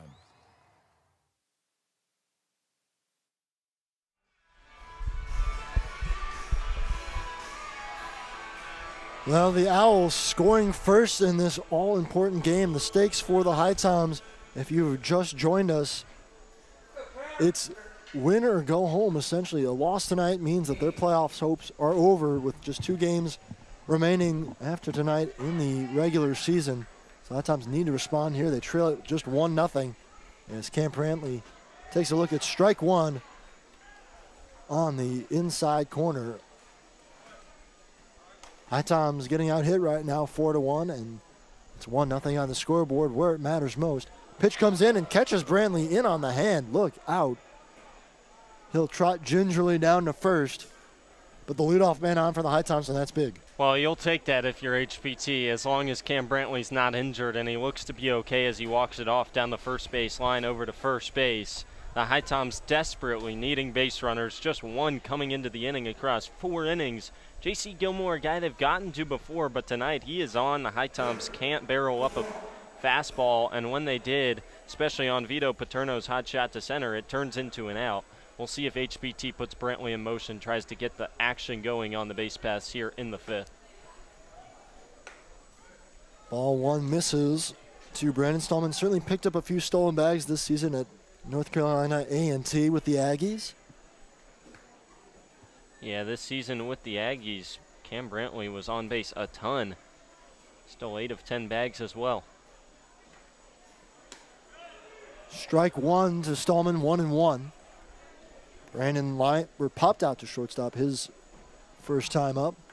Got a man on base here. HiToms want to get a rally going here. Just need to barrel up some baseballs. Check on Brantley at first. He's back in safely. Got a hand in. Well, that was closer than it needed to be. But a quick snap throw. Kept Brantley honest, if nothing else. Got a big secondary as Stallman fouls one out of play, 1-2. Well, and that's what happens when you don't get the calls at the plate. The 1-0 looks like it was a couple inches off the outside corner for ball 2 on the fastball. Instead, it's strike 1 and another pitch right there, and Stallman has to go after it because it was called a strike, and now he's behind 1-2 on 3 pitches that probably all missed the zone. Another check on Brantley. The throw's a little high, and his tag is late. Yeah, so much tonight, or so much of these games is the strike zone and where it's getting called and what you're able to lay off of versus what you have to get a barrel to. And Stallman behind the count, he's just got to fight pitches off and stay alive. Ball at the bottom of the zone, just missed. Well, that has not really been there tonight for either pitchers. That pitch at the knees, with a couple rare exceptions. If it's tailing low below the zone, you're probably not going to get a strike call. 2-2 to Stallman. Left-handed hitting first baseman. Another fastball here. Comes inside to him. And did that get a piece of him? Yes, it did. So back-to-back hit by pitches. Stallman chucks the bat back to the dugout. Well, there you go. 2 runners on. If you can't get it done with the bat, find a way to get runners on. Now here comes Vito Paterno, who arguably has been swinging one of the hottest bats for the HiToms of late. Well, you have to come hunting fastball if you're Paterno. He hammered one the first time he got to the plate, along out to the center field warning track. This is the guy you said, Will. HiToms won. He had 2 RBI singles on Tuesday. Big AB here, 2 on, nobody out. Swing and a miss. Got fooled by the breaking ball. Strike 1. Well, and you saw Vito Paterno comes out swinging on the first pitch, expecting a fastball. He gets a curveball in on the inside corner, and he's not close on that pitch. Really good job from Gilmore to go backwards in the count and get a swing and a miss, so now he's ahead. Gilmore deals the 0-1 pitch home, and Paterno pops it up on the right side of the infield. First baseman Lewis has it, and he makes the grab for the first out. Almost right on top of the first base bag was Lewis when he made that grab, and just a missed pitch there for Vito Paterno. Yeah, he just got beat by 2 really good breaking balls. He came out hunting fastball, didn't get it, got the breaking ball, swung right through it, and then another 0-1 curveball on the outside corner. Easy to pop those up if you're Vito Paterno. The HiToms get 2 free bases, have to figure out a way to score here in the 5th. Josh Jones will try to do his part. He lays off ball 1 in the dirt. 1-0 to the HiToms shortstop. He too popped out to shorten his first plate appearance. Score update in Macon for the Savannah-Macon game. Savannah gets 2 back in the 3rd. It's 4-2 Bacon through 3. That another result the HiToms need to keep an eye on. Again, if they lose tonight, it's all over. But if they win and Macon wins, it's also pretty much over for the HiToms. Doesn't mathematically eliminate the HiToms. As long as they win tonight, they're still alive going into tomorrow. It would certainly make the road a lot harder. Certainly would. It for would mean HPT. Macon would have to lose their last 2 and Forest City lose on Saturday. So a 1-1 count to Josh Jones as the lights coming on in the grandstand. Runners go.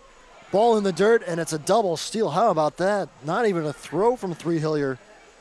And finally, well, the HiToms get a couple men on base, and they are aggressive with men on base. A double steal. Yeah, really good move there, and they got a good pitch to run on. I think the steal kind of affected Gilmore on the mound as he just spiked a fastball. No chance to throw down if you're Hillier behind the plate. Couldn't even grab it with the glove, just had to block it with the chest protector. So 2-1, and it really feels like the HiToms have to score with 2 in scoring position, and now a 3-1 count. Another ball tailed outside. Jones lays off it, and a hitter's count for the HiToms as it's starting to rain lightly here at McNair Field. Not the torrential rain we had before the game, but it is starting to rain once again. A humid night. You thought we might see a few more showers. Thunderstorms in the forecast around 9 o'clock. A 3-1 misses low, and it's ball 4. Bases full, 1 out for Jose Vargas. 2 hit by pitches and a walk. And that is going to bring Connor Daly and Three Hillier out to the mound. Well, it looks like it might be setting up for a big thunderstorm coming around 8:30. That's in 15 minutes. And the HiToms have them loaded here in the 5th. You don't like this, the possibility of ending the game early, but if HPT can get some runs here and then get through the 5th with Matt Little and keep a lead, if rain comes, if you get through 5, that is a complete game. So It's very important with them loaded and 1 out for the HiToms to get runs here in the 5th. That would be huge for the HiToms. Jose Vargas with a golden RBI opportunity here for HPT. He's got 9 runs driven in on the season, batting .233 with the Tommies. And he swings at the first pitch, fouls it out of play. 0-1. Vargas has had a couple clutch hits this season with the HiToms. Like I said, this is second stint after he had a 2-week hiatus in the middle of the season, and the versatile infielder for the HiToms at a crucial juncture here for the HiToms. They trail 1-0 in the top of the 5th. 0-1 home. Liner over to second. Throw on is an error. It gets away from the shortstop, Vergantino, and up the line. That's going to score 2 runs. Oh, my goodness. A little routine grounder over to Vergantino at second. Tried to throw on to Pence at the bag for the first out of what would have been a double play, and he just airmailed it into left field. 2 runs for the HiToms, and they take a 2-1 lead. What a break for HPT. Well, that could have been 2. It was hit really hard over to second base. I know Vargas has good speed, but that was a tailor-made double play ball. And having to run on from short, a long run for Pens, they weren't really in double play depth, and that affected the throw as it was just thrown behind Pence by the second baseman Vergantino. Big error, and the HiToms have the lead. Minor rush the throw and a colossal error for Forest City. They find themselves down 2-1 here in the top of the 5th.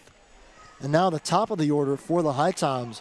Even better news with 2 men still in scoring position. It's Court Maynard to the plate. Well, this is where you've been given some breaks if you're the HiToms. Still no hits in the inning. 2 hit by pitches, a walk, and an error. And you have to punish Forest City and come up with at least 2 more. 1-1, and Maynard lines one out into right center field. That ball is down, a base hit. Jones comes home. Vargas stops at third. It's an RBI single as the ball gets away from the catcher. Coming home is Vargas, and on his way to second is Maynard. It's 4-1.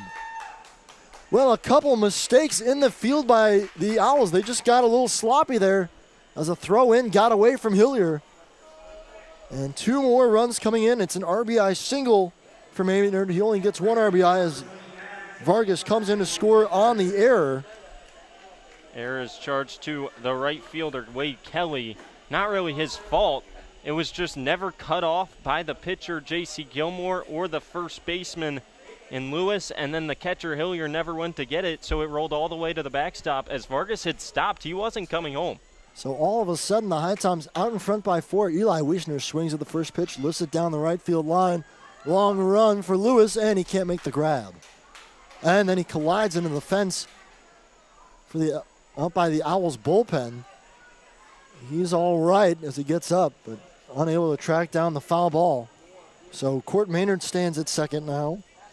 For Eli Weissner, a chance for the HiToms to keep adding on here too. Yeah, important to keep this going for the HiToms and just keep on adding on to the lead. As we said, a big thunderstorm expected to come in here maybe 8:30, 9 o'clock. 8:20 local time right now. 0-2 to Weissner as a breaking ball finds the top of the zone. Might have missed the zone by about a half inch or so, and now Weissner behind in the count. He'll have to battle here with one out and a man in second.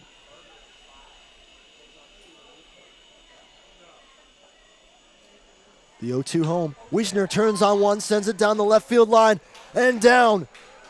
Maynard getting the wave around. He will come in to score. Weissner into second. It's an RBI double, and the HiToms lead it 5-1. Well, that's just a mistake there from J.C. Gilmore. 0-2 the count, and you throw the HiToms' second-best hitter in average, Eli Weissner, a fastball on the inner half. He's not going to miss that one. Belt high, and he hammers it down the left field line. An easy pitch for the righty to turn on, and he doesn't miss fastballs a whole lot. A mistake pitch leads to another run for HPT. All of a sudden, J.C. Gilmore struggling after he cruised through 4 innings, really, allowing one hit. The fifth here, he has hit a major roadblock. HiToms with 5 runs on 3 hits, and he wasn't helped by 2 errors by his defense either. And you think what could have been a ground ball double play ball from Vargas could have gotten him out of the inning with no runs allowed. Yeah, this Owls team should be out of the inning. They should be at bat right now in the bottom of the 5th, but a costly error by Will Vergantino at second opened the floodgates for the HiToms. Strike 1 to Eric Grins, who is the 8th batter this inning. And you know he'd like to join in on the hit parade. There's 2 hits in the inning as well. 2 hit by pitches, a walk, and 2 errors. Just one of them allowing a base hit, but the other allowing a run to come home.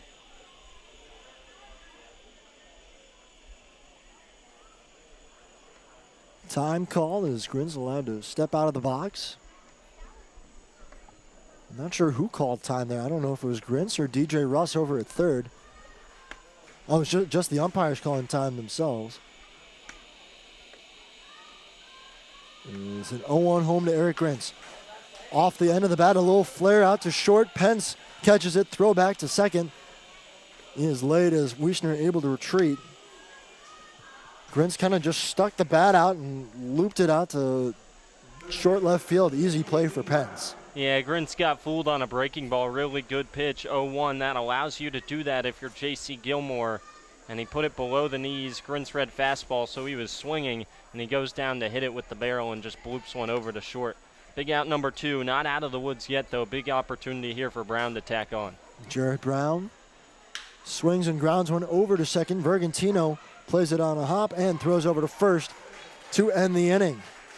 So the HiToms leave a man stranded, but not before they push across 5 runs on 2 hits and 2 errors. They have a 5-1 lead through 4.5.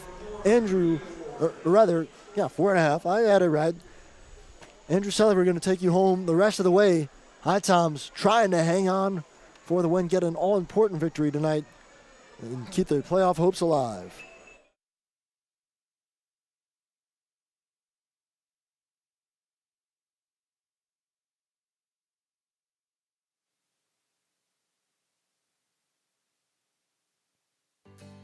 Here in High Point, North Carolina, we encourage everyone to make themselves at home here in High Point. We're known as the home furnishings capital of the world. We have banked our past, present, and future highly on this industry. We have lots of opportunities to entertain your family and children. So take advantage of our parks, our cultural events and activities, as well as some of our seasonal attractions. High Point has a variety of entertainment to suit your needs. Whether you're looking for the newest craft brewery here in town or some live music, come to High Point. We've got what you need. We here at High Point welcome you to make yourself at home. Novant Health offers unrivaled care for every woman at every age, stage, and walk of life. We know that the care you need today might not be the same care you need tomorrow. and we're proud to offer expert services that are as diverse and multifaceted as you are. So whether you're having a baby, battling cancer, or boosting your overall wellness, you can count on Novant Health to get you back to the things you love faster. Discover care that always puts you first at novanthealth.org/everywoman. Well, we're back here on HiTom Radio for the bottom of the fifth after a 5-run inning for the HiToms, taking advantage of free bases, 2 walks and a hit by pitch, as well as 2 errors, and the HiToms scratch across 5 in the top of the fifth on just 2 hits. Matt Little on for inning number 5, gave up just 1 run through the first 4, and he faces 8, 9, and 1 here in the fifth. HiToms with their first lead of the game. We give you another score update from Macon. It's now a 4-4 game between the Bananas and the Bacon. Savannah threatening for more bases. Well, they have runners at the corners with 1 out right now, already 2 in the 4th. Angus Pence leads things off in the bottom of the 5th for Forest City. Matt Little up to 58 pitches through 4. First pitch misses in the dirt for ball 1. Well, J.C. Gilmore was cruising through 4 innings, and all of a sudden he lost the command a little bit. Defense made a couple costly plays. 0-1 chopped over to short, high bounce, long throw, and it gets away from Brandon Stallman. Well, Josh Jones had to rush it, and he hopped one over to first. It wasn't a terrible hop, but Brandon Stallman couldn't quite glove it. Gets away from him, no advance from the runner, and Pence is on an E6.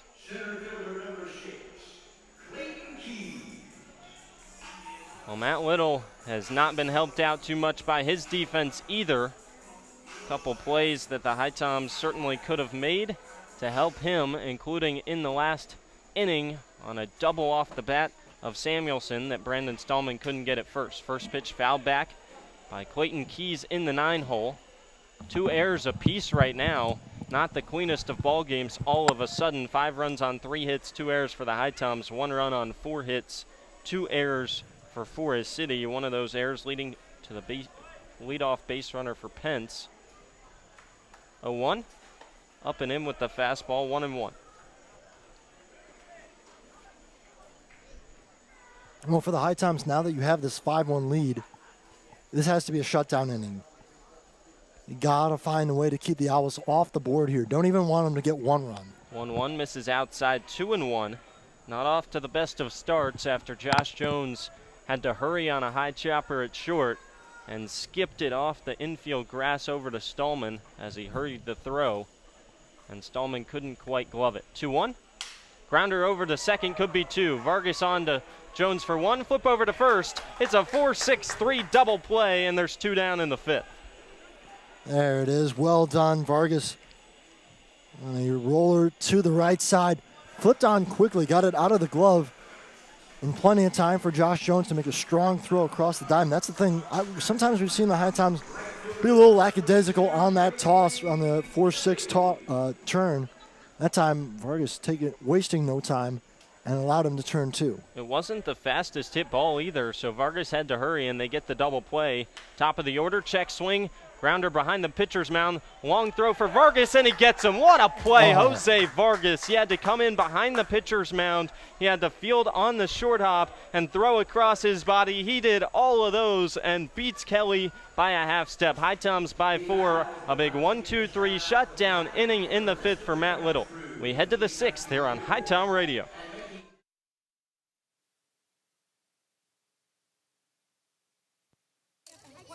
Thank you for coming to my press conference. Don't worry, I just sprained my ankle. Novant Health said I'll be back in no time. Hey, honey, your wife here. Can you still coach Little League? Yes, I can. Dad, Excuse me. what about our father-daughter dance? I wouldn't miss it. And what about cleaning the gutters? No further comment. With locations throughout the area, online scheduling, and same-day appointments, Novant Health can help you get back in the game fast. Visit novanthealth.org/rapid recovery. Novant Health, making healthcare remarkable. The future is now. The future is you. The future is here. It's computers, It's healthcare. Robotics, cybersecurity, manufacturing, DNA research, The future is everything. the future is knowledge. community, Possibilities. Hope. It's about family. Having a career. Reaching goals. Finding your purpose. Your passion. Believing in yourself. Davidson County Community College. The future is here.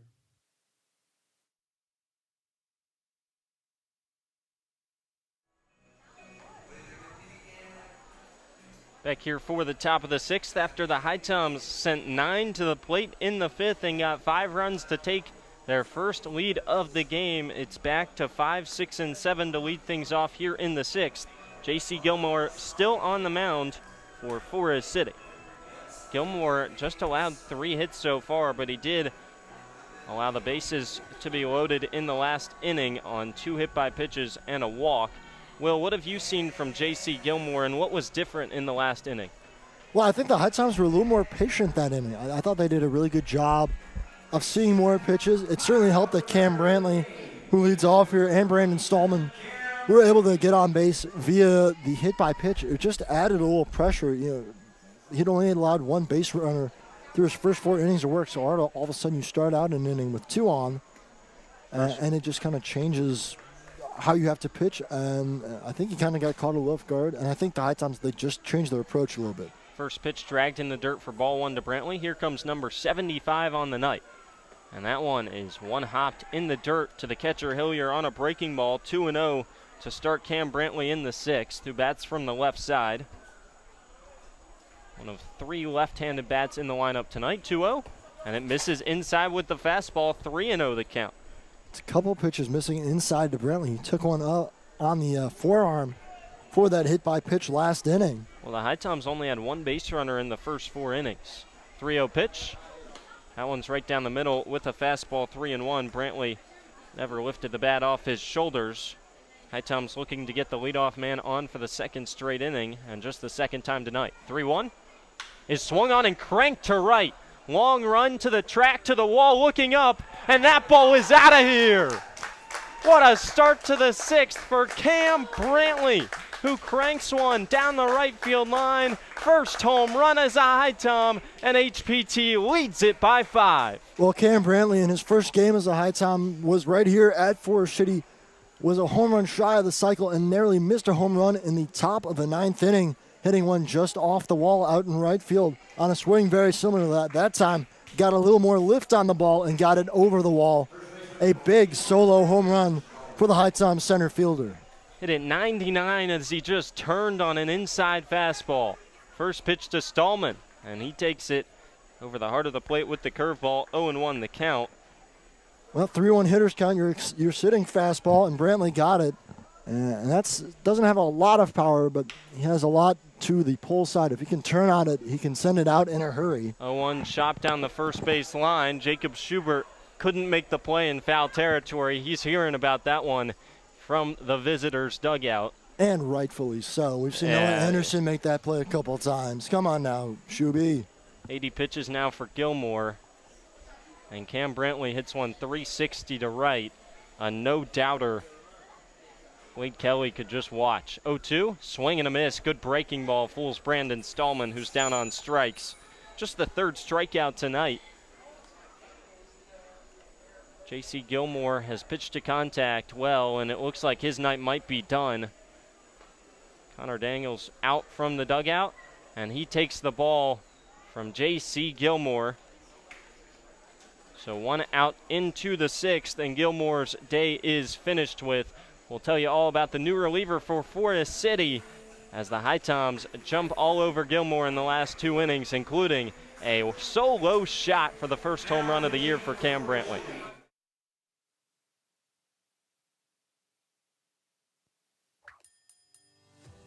So at Sheets, we really exist to make people's lives easier every day.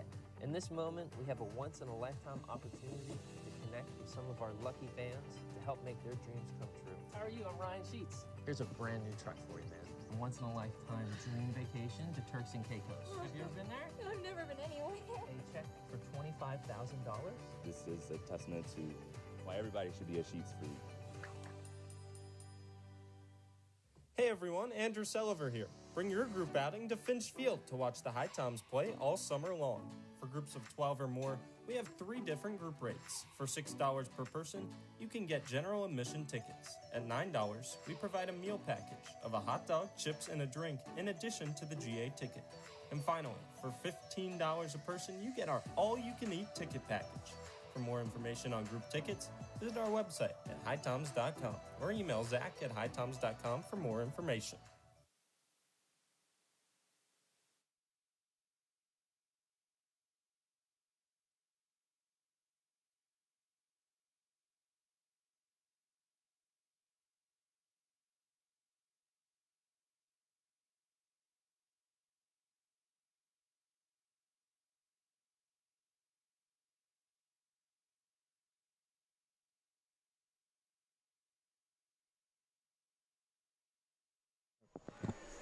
Back here, the new reliever for Forest City is Javier Martinez. We'll see what he can do as he faces Vito Paterno. Vito has been seeing the ball well. Martinez has just appeared in 1 game, gone 3 innings pitched. His first pitch is lined back to center field, ranging to his left. Out in center field is Keys, and he makes a play. Another hard hit ball by Vito Paterno, but right at the center fielder, Clayton Keys, for out number 2. So the day is done for the starter, J.C. Gilmore, who goes 5 1/3, faces 24 batters, 3 strikeouts, 1 walk, 4 hits, 6 runs, 5 of them earned, and 81 pitches. Now it's Josh Jones.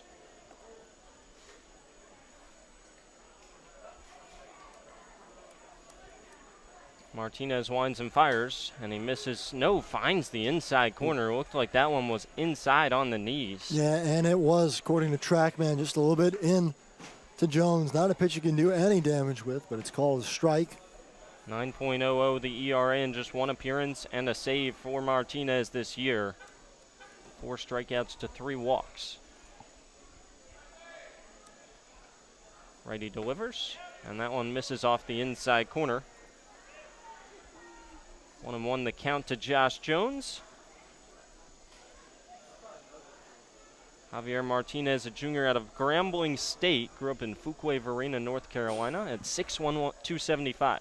His 1-1 nasty breaking ball finds the inside corner. It's 1-2. Well, his future teammate Jose Vargas waits on deck.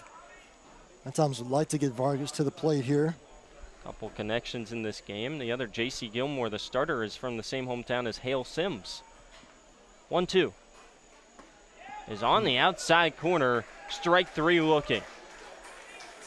So 2 up, 2 down for Martinez after he comes in of relief of the starter J.C. Gilmore and gets a fly out from Paterno and strikes out Josh Jones looking, but not before Cam Brantley hammers one over the right field wall to tack on to the HiToms lead. You're listening to HiToms Baseball here on HiTom Radio.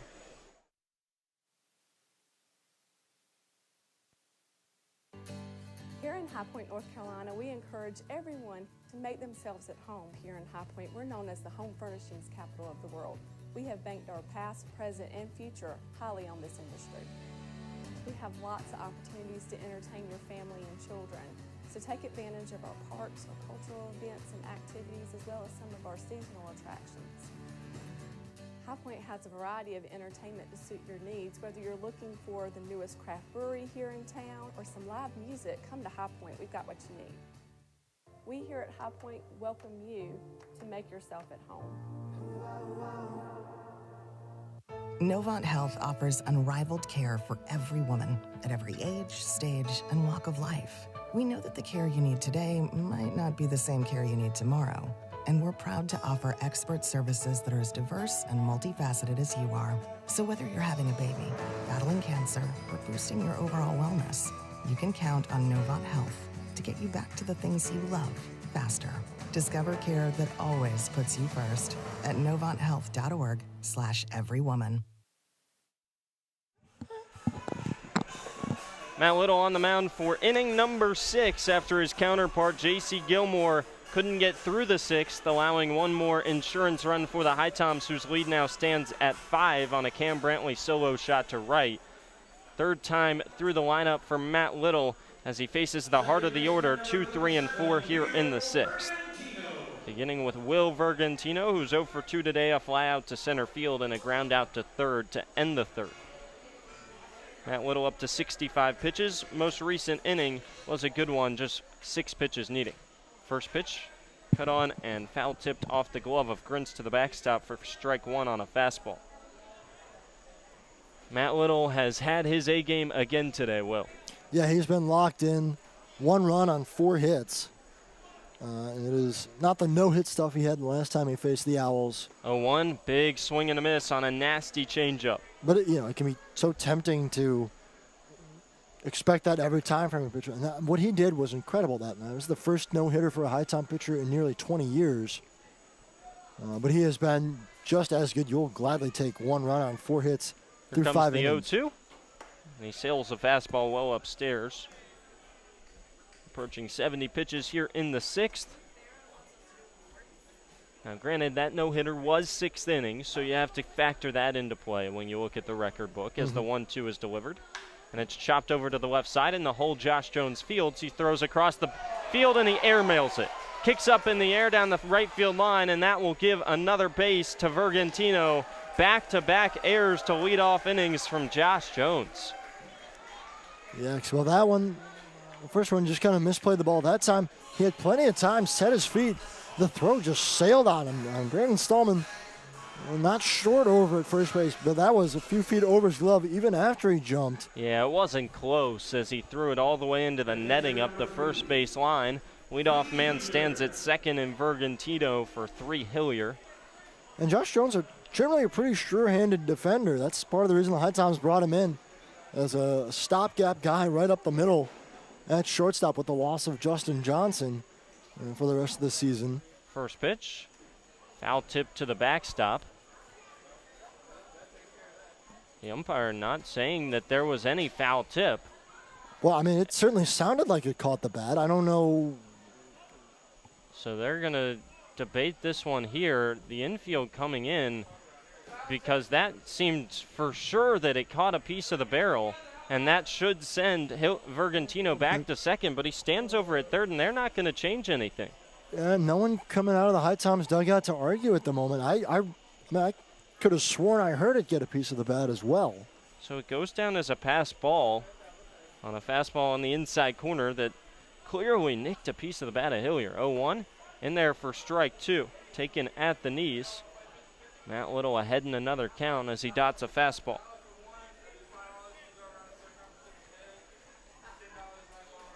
You don't mind giving up 1 run. Important to just limit the damage, though. Yep.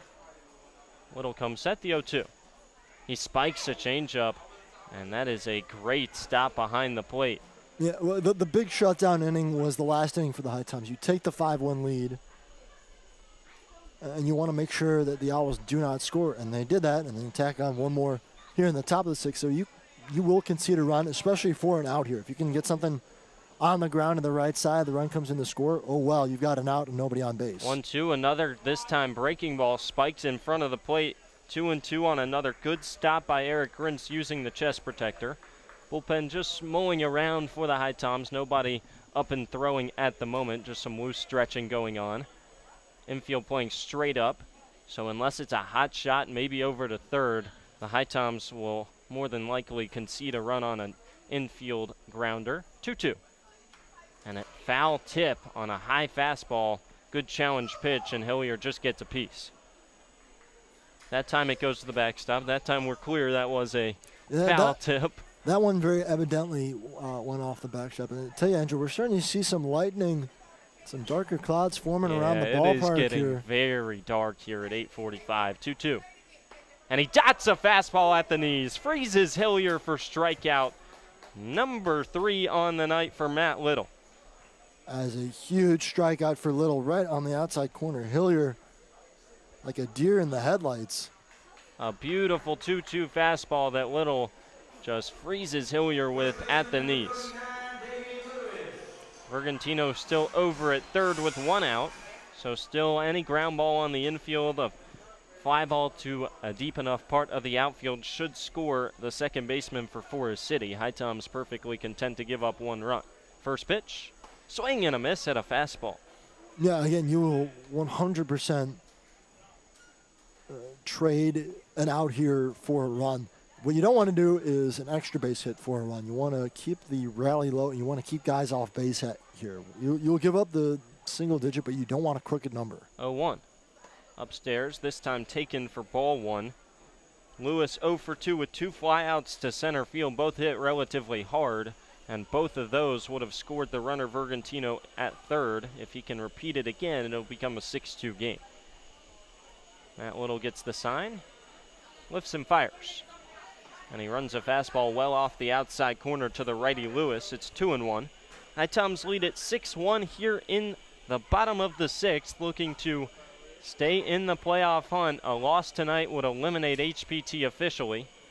It's now 5-4 Macon in the bottom of the 4th. We'll keep you updated on that score as it continues to go back and forth. 2-1. Misses inside, and it's now 3-1. Bananas roaring back to tie the game at 4, but Macon right back on the scoreboard 5-4. Both starting pitchers already out of the game in that one. 80th pitch coming here from Matt Little. He nods off the first sign, now accepts it from Grintz. Lifts and delivers. And that one's popped up on the infield. Vargas goes back into shallow right center field. And coming in is Weissner. Vargas fields it as he calls off the HiToms right fielder, and it's out number 2. Still Vergantino standing over at third base. Oh, man. Jose Vargas was really battling the lights here at McNair Field. They have taken full effect again with that dark cloud cover. There's still a little sun you can see out in the distance, but it has gotten much darker here, much quicker. And Vargas, he was having some difficulty with that ball. That almost dropped. Weissner was there in case there was trouble, but Vargas was able to come in and get it. There's lightning all around. That could have affected him too, as we see a bolt coming in every 15 seconds now from around the stadium. The umpires still haven't waved the game off yet. First pitch chopper right back to Little, who gloves it. He flips on to first. He's through 6 innings with a big fist pump, and the HiToms lead at 6-1. They strand the leadoff error in Vergantino over at third base as he reached third with nobody out. Little all sorts of fired up as he is in line for a possible win tonight. We take a quick break here on HiTom Radio. HiToms up 5 through 6.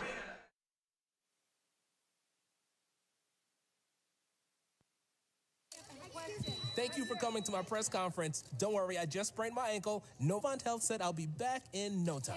Hey, honey, your wife here. Can you still coach Little League? Yes, I can. Dad, Excuse me. what about our father-daughter dance? I wouldn't miss it. And what about cleaning the gutters?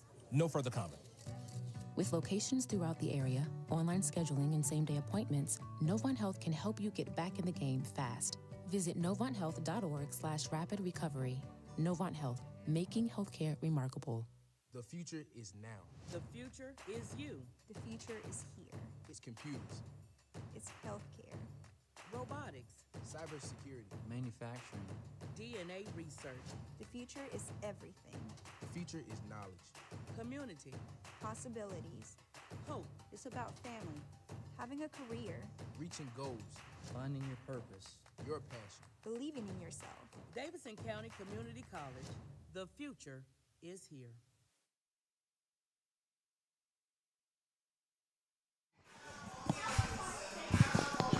Back here for the top of the 7th, 3 innings to play from McNair Field as we look to battle the weather and try and finish this game out without any delay.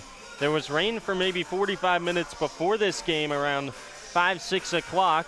No pushback of the start time. We started just 3 minutes behind the scheduled 7:05 p.m. start. Now it feels like there's lightning strikes in all 4 directions around the stadium, but still no rain at the moment.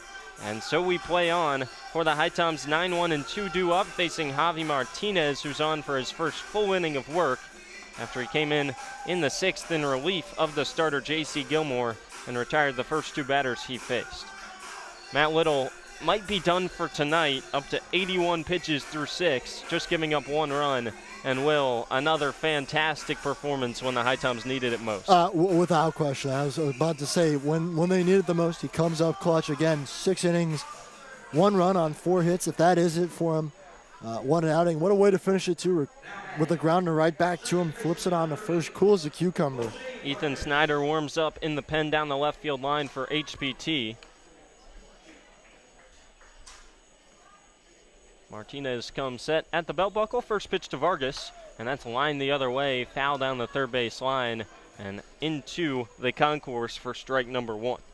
Yeah, so Martinez, in his first appearance against the HiToms earlier this week, worked the 9th inning, got the save, issued a walk, but it turned into a double play on a line out to short that led to a quick double off at first. So it was a quick facing the minimum outing for him. 0-1 pitch is lined the other way. That one closer to fair territory, but it misses the foul line by maybe 5 to 10 feet. So it's quickly 0-2 as Vargas is late on 2 fastballs. And the velocity can be very good for the righty Martinez. Hangs around 90. The first 2 fastballs at 89 to Vargas. Yeah, Vargas, he really had to fight that one off really late on the swing. Here comes an 0-2. And that one just misses low and off the outside corner with a third straight fastball. 1-2 the count to Vargas, who bats from the left side for the third straight time tonight. The only switch hitter on the HiToms roster. But Gilmore from the right side and now Martinez from the right side allow Vargas to hit lefty. Kicking a fire on the 1-2, and that one misses well inside. Vargas gets out of the way of a 90-mile-per-hour fastball. It's 2-2. Oh, my goodness. More lightning off in the distance. You got to wonder at some point. It's still obviously not close enough as we're not really hearing the thunder, and we don't have any rain here. You got to think at some point these umpires are going to make a move to at least put us in a lightning delay. 2-2 the count. Here comes the pitch. Swing and a miss. Fooled him with a changeup off the outside corner and a weak cut on what would have been ball 3 from Vargas. Yeah, well, with a couple fastballs outside and Vargas was light on him, so that time goes with the changeup. Vargas went to chase it, but like you said, a very passive hack by Jose. Now it's Court Maynard to the plate. Closing in on 9 o'clock. Normally the sun would have set and it would have been darkening up. As you can see way off in the distance where it's a little light still as the first pitch is in there with a slider on the inside corner. 0-1 to the HiToms one-hole hitter. Instead, it is just about pitch black and the lights needed here at McNair Field. Thunderstorms just all around us, darkening the skies. 0-1 is lifted out towards right field. Shouldn't be a problem for Kelly, who went out and now comes in, and he squeezes it for out number 2. Back-to-back sliders, and Maynard is retired. 4 straight retired for the relief appearance of Martinez, and now he faces Eli Weissner. Weissner had a good night so far tonight. 2 for 3, and the one out he was recorded on was a 100-mile-per-hour screamer over to second base, and Vergantino retired him 4-3 in the first. Picked up a single in the 4th and an RBI double in the 5th. Leads the HiToms in home runs as well. First pitch, and he weakly checks his swing and went around on a changeup low in the dirt.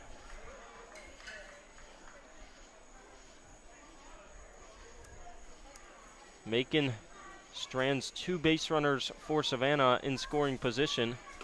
And it's 5-4 Bacon halfway through the 5th, halfway home. Fastball misses inside 1-1 to Weissner. Eli hit a home run in the last time the HiToms played on Tuesday at Lexington County, which sets him up tied for 4th in the CPL home run race that is currently led by Brandon Ike of Tri-City, who sits at 12. That one fouled off down the first base line into the concourse, 1-2. Yeah, it kind of feels like Ike has it locked up with 2 days to go. Not impossible for a guy to get on a tear here over the last couple of games. I mean, Forest City, they'll have 3 after this. Not that they have anyone in the home run race, but the point being that there's some teams that have a few more games than others. Shark with Wilson and Marsh of Ashboro at 10, 2 back of Ike with 12. 1-2. That one grounded over to second, shouldn't be a problem. 3 hops to Vergantino, and he flips on to first. And it's a 1-2-3 inning of work for Martinez. He's retired the first 5 he faces. He gets a high 5 from his head coach, Connor Daly. And the lead is still at 5 for the HiToms halfway through the 7th. It's stretch time as we take another quick break. You're listening to HiToms Baseball on HiTom Radio.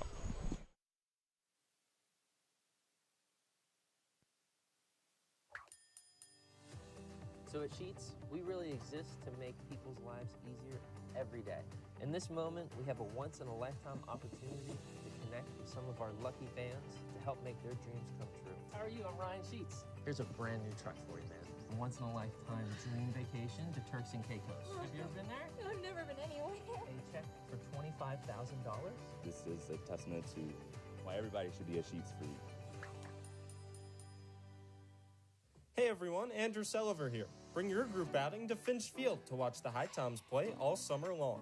For groups of 12 or more, we have 3 different group rates. For $6 per person, you can get general admission tickets. At $9, we provide a meal package of a hot dog, chips, and a drink in addition to the GA ticket. And finally, for $15 a person, you get our all-you-can-eat ticket package. For more information on group tickets, visit our website at HiToms.com or email Zach at HiToms.com for more information.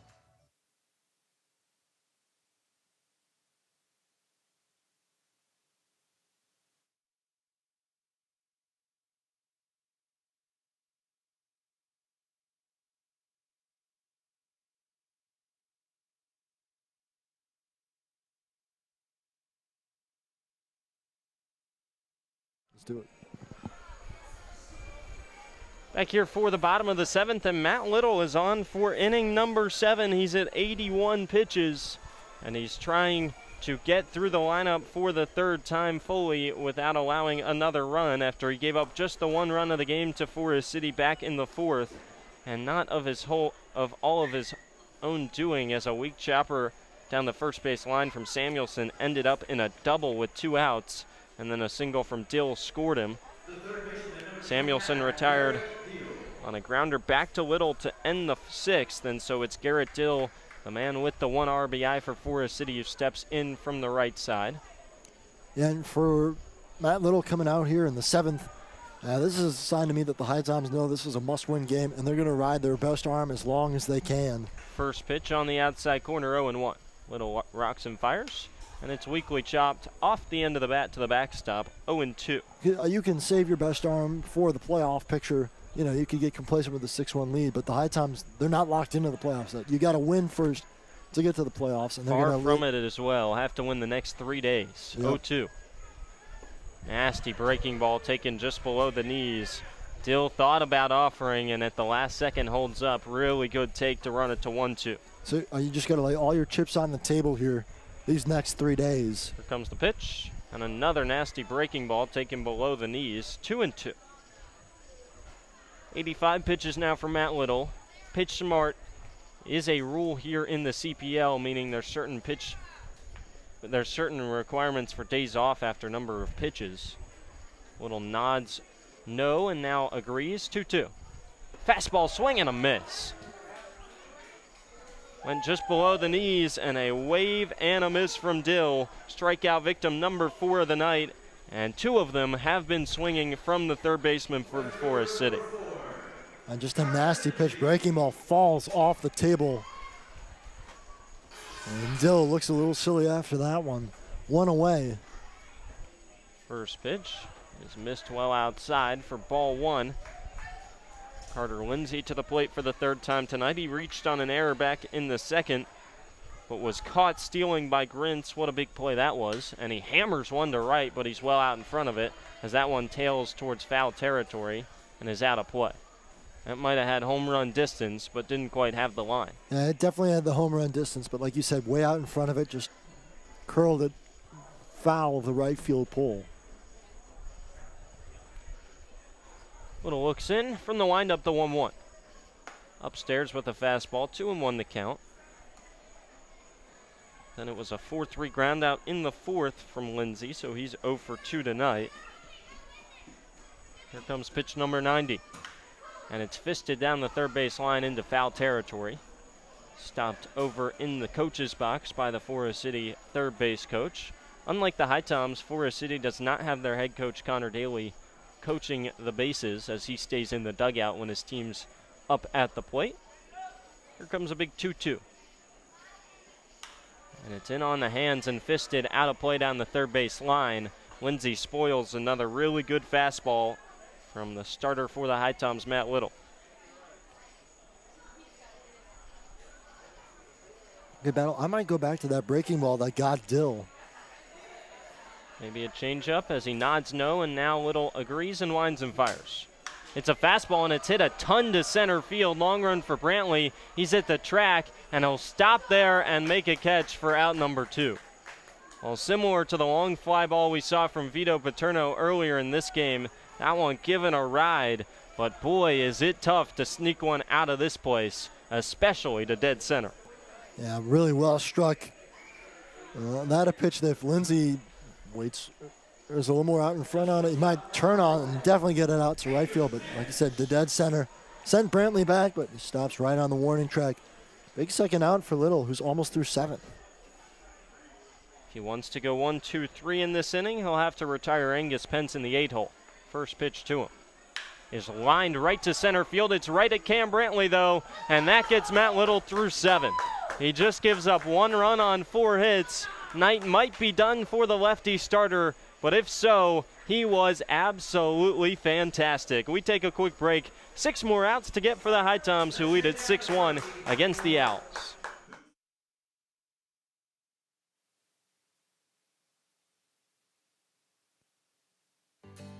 Here in High Point, North Carolina, we encourage everyone to make themselves at home here in High Point. We're known as the home furnishings capital of the world. We have banked our past, present, and future highly on this industry. We have lots of opportunities to entertain your family and children. So take advantage of our parks, our cultural events and activities, as well as some of our seasonal attractions. High Point has a variety of entertainment to suit your needs. Whether you're looking for the newest craft brewery here in town or some live music, come to High Point. We've got what you need. We here at High Point welcome you to make yourself at home. Novant Health offers unrivaled care for every woman at every age, stage, and walk of life. We know that the care you need today might not be the same care you need tomorrow, and we're proud to offer expert services that are as diverse and multifaceted as you are. So whether you're having a baby, battling cancer, or boosting your overall wellness, you can count on Novant Health to get you back to the things you love faster. Discover care that always puts you first at novanthealth.org/everywoman.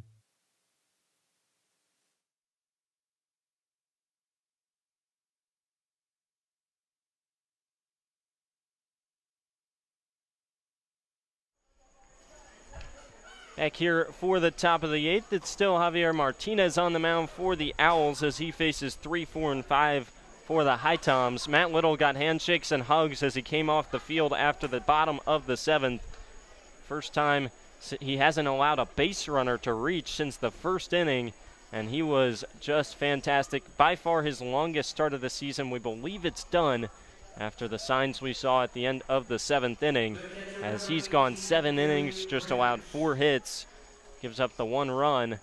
And I think maybe the most important stat and most impressive stat, he didn't walk a single out. No, I mean, that's the biggest thing for Matt Little. He's a pitch-to-contact hitter. He gets his strikeouts, too. And what another dominant performance for him tonight. Just, it seems as the season's gone on, he's gotten stronger.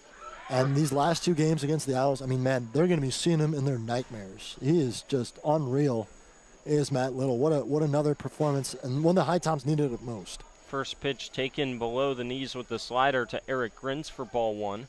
The 1-0 pitch. Swings right through a fastball on the outside corner, 1-1.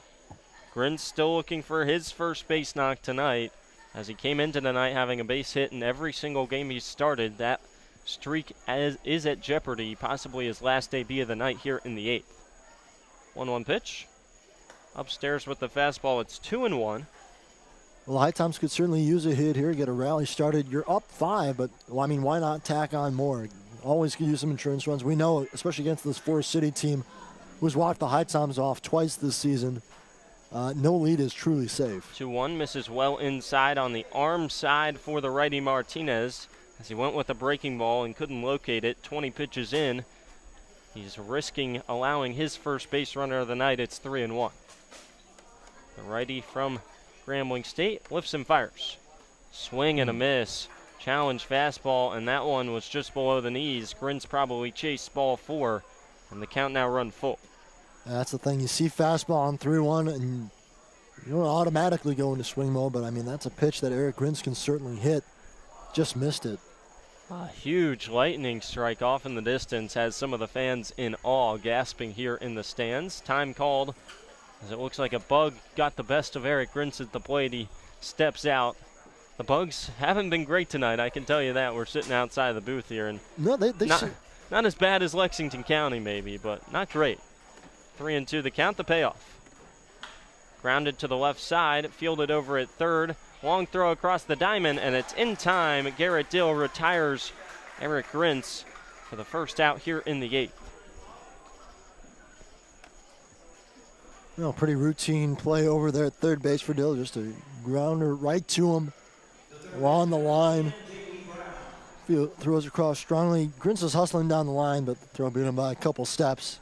So that probably ends the hitting streak and starts for Eric Grintz. Here comes the first pitch to Brown. Fouled back, fastball in on the hands. Well, Jarrett Brown, another guy who's looking for his first hit of the night. HiToms just have 4 hits. They have 6 runs, though, to show for it. 1 hit in the 4th being a single from Eli Weissner. 0-1 pitch coming. And it's chop foul again at the plate. It's 0-2. Then 2 hits led to 5 runs in the 5th. A single from Court Maynard and a double from Eli Weissner. Both picked up an RBI. And then the big solo blast from Cam Brentley in the 6th. HiToms haven't hit the ball all too well, but they lead by 5, 0-2. And again, it's foul tipped off the glove of Hillier to the backstop. Well, it's more been about hitting at the right time, some timely hits, taking advantage of a couple of errors in that 5-run inning in the 5th as well. That's one thing that Forest City hasn't done. 3 errors for the HiToms tonight. None of them have led to runs scoring. 0-2. Swing and a miss. Nasty slider below the knees. 3rd strikeout for Martinez tonight, who has been magnificent out of the bullpen. That's now 7 up and 7 down for the righty so far. Well, that's exactly what the Owls need. Is they needed a couple shutdown innings. They're getting it right now from Martinez, who's displaying a little versatility here, coming in as a closer on Monday and tonight, long reliever, and he has made the HiToms go down in order relatively quickly here. Looks like it will be Ethan Snyder to come into the game first for the HiToms. First pitch well outside to the home run hitter Cam Brentley. As the 4th and at the moment final hit of the game so far for HPT, back off of Gilmore in the 6th. Another huge lightning strike. Again, takes the breath away of the fans here out in center field. 2-0 as a fastball runs outside. For you folks listening at home, I wish you could see this right now because it is a spectacular light show. Good opportunity for some photographers. 2-0. Brantley thought about offering on a fastball on the outside corner, instead leaves it there for strike 1. Yeah, good pitch to lay off of. Yeah, lightning, good for photographers, maybe not so good for baseball. But again, you can feel the humidity and you can see the lightning around you, but still no rain. 2-1, and it bounces in the dirt to the backstop. Brantley had to look out there, came in on his feet. So for now, just keep playing the game. Good job by Brantley to dance out of the way. 3-1. To him, this is the county homer on in his last plate appearance. 3-1. He gets another fastball in on the hands. See if he can do some more damage with it. Martinez sets at the belt buckle and delivers. And he misses upstairs. It's a 5-pitch walk, and the first base runner allowed by the Forest City reliever. 2 outs in the 8th brings up Brandon Stallman. Well, that'll work. Base on balls, just as good as a hit. And Brantley on board for the 3rd time today. The home run, hit by pitch. In addition to that walk, another good day for Brantley. And again, that's his forte, is getting on base. We'll see if the HiToms think about stealing with him. Takes a good 4 or 5 step lead past the cutout of the grass at first. Stallman, another lefty in this lineup. Here comes the first pitch to him. And it just misses with the breaking ball off the outside corner. 1-0 the count. 2 outs in the inning. You think about taking second if you're Brantley, right? Oh, absolutely. Already gotten 1 stolen base in the game on a double steal, but I mean, with the 5-run lead, you can afford to be aggressive here. Obviously, you don't want to run into an out to end the inning and give any kind of momentum to the Owls, but I think if Brantley gets a good jump here with a right-hander on the mound, no reason he can't take off for second, get himself into scoring position, especially with a 2-0 count. Latest fastball ran in the dirt to Stallman. He readies for a 2-0, as does Martinez, who kicks and fires. And that one finds the inside corner. Stallman thought it was up and in with the fastball, but it catches the inner black, and it's 2-1. Get you a full CPL scoreboard update after this half inning. Here comes a 2-1. Chopped foul down the first base line over by the Owls dugout. Yeah, of course, the most important game, Savannah and Macon, but pretty much a full slate in the CPL tonight. Still a close one. We'll give you a head start. Savannah trails at 5-4 right now to the Bacon. We'll get you that full update here after this half inning. 2-2 the count. Here comes the pitch. Brantley off on it, and there's no throw as it runs outside. It's 3-2. An easy stolen base for Cam Brantley, and now a base hit could add on to the lead for HPT. Picked another good pitch to run on outside and low. Hilliard had to reach for it, and Brantley off of the shot. Now a base hit probably brings him home. Here comes the payoff pitch. That one's lined the other way, but right at Garrett Dill, who didn't have to move a muscle at third base. So a line shot towards third by Brandon Stallman. He is retired for out number 3 in the 8th. HiToms can't scratch across another insurance run off the 2-out walk from Cam Brantley. 6 outs to get. It's Ethan Snyder, now the new reliever for the HiToms. Matt Little's day officially done. And we'll get you that CPL scoreboard update when we return.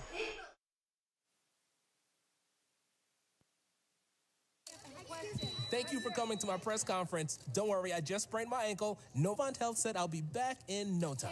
Hey, honey, your wife here. Can you still coach Little League? Yes, I can. Dad, Excuse me. what about our father-daughter dance? I wouldn't miss it. And what about cleaning the gutters? No further comment. With locations throughout the area, online scheduling, and same-day appointments, Novant Health can help you get back in the game fast. Visit novanthealth.org/rapid recovery. Novant Health, making healthcare remarkable. The future is now. The future is you. The future is here. It's computers, It's healthcare. Robotics, cybersecurity. Manufacturing. DNA research, The future is everything. The future is knowledge. community, Possibilities. hope, It's about family, having a career, Reaching goals, Finding your purpose. your passion. believing in yourself. Davidson County Community College. The future is here.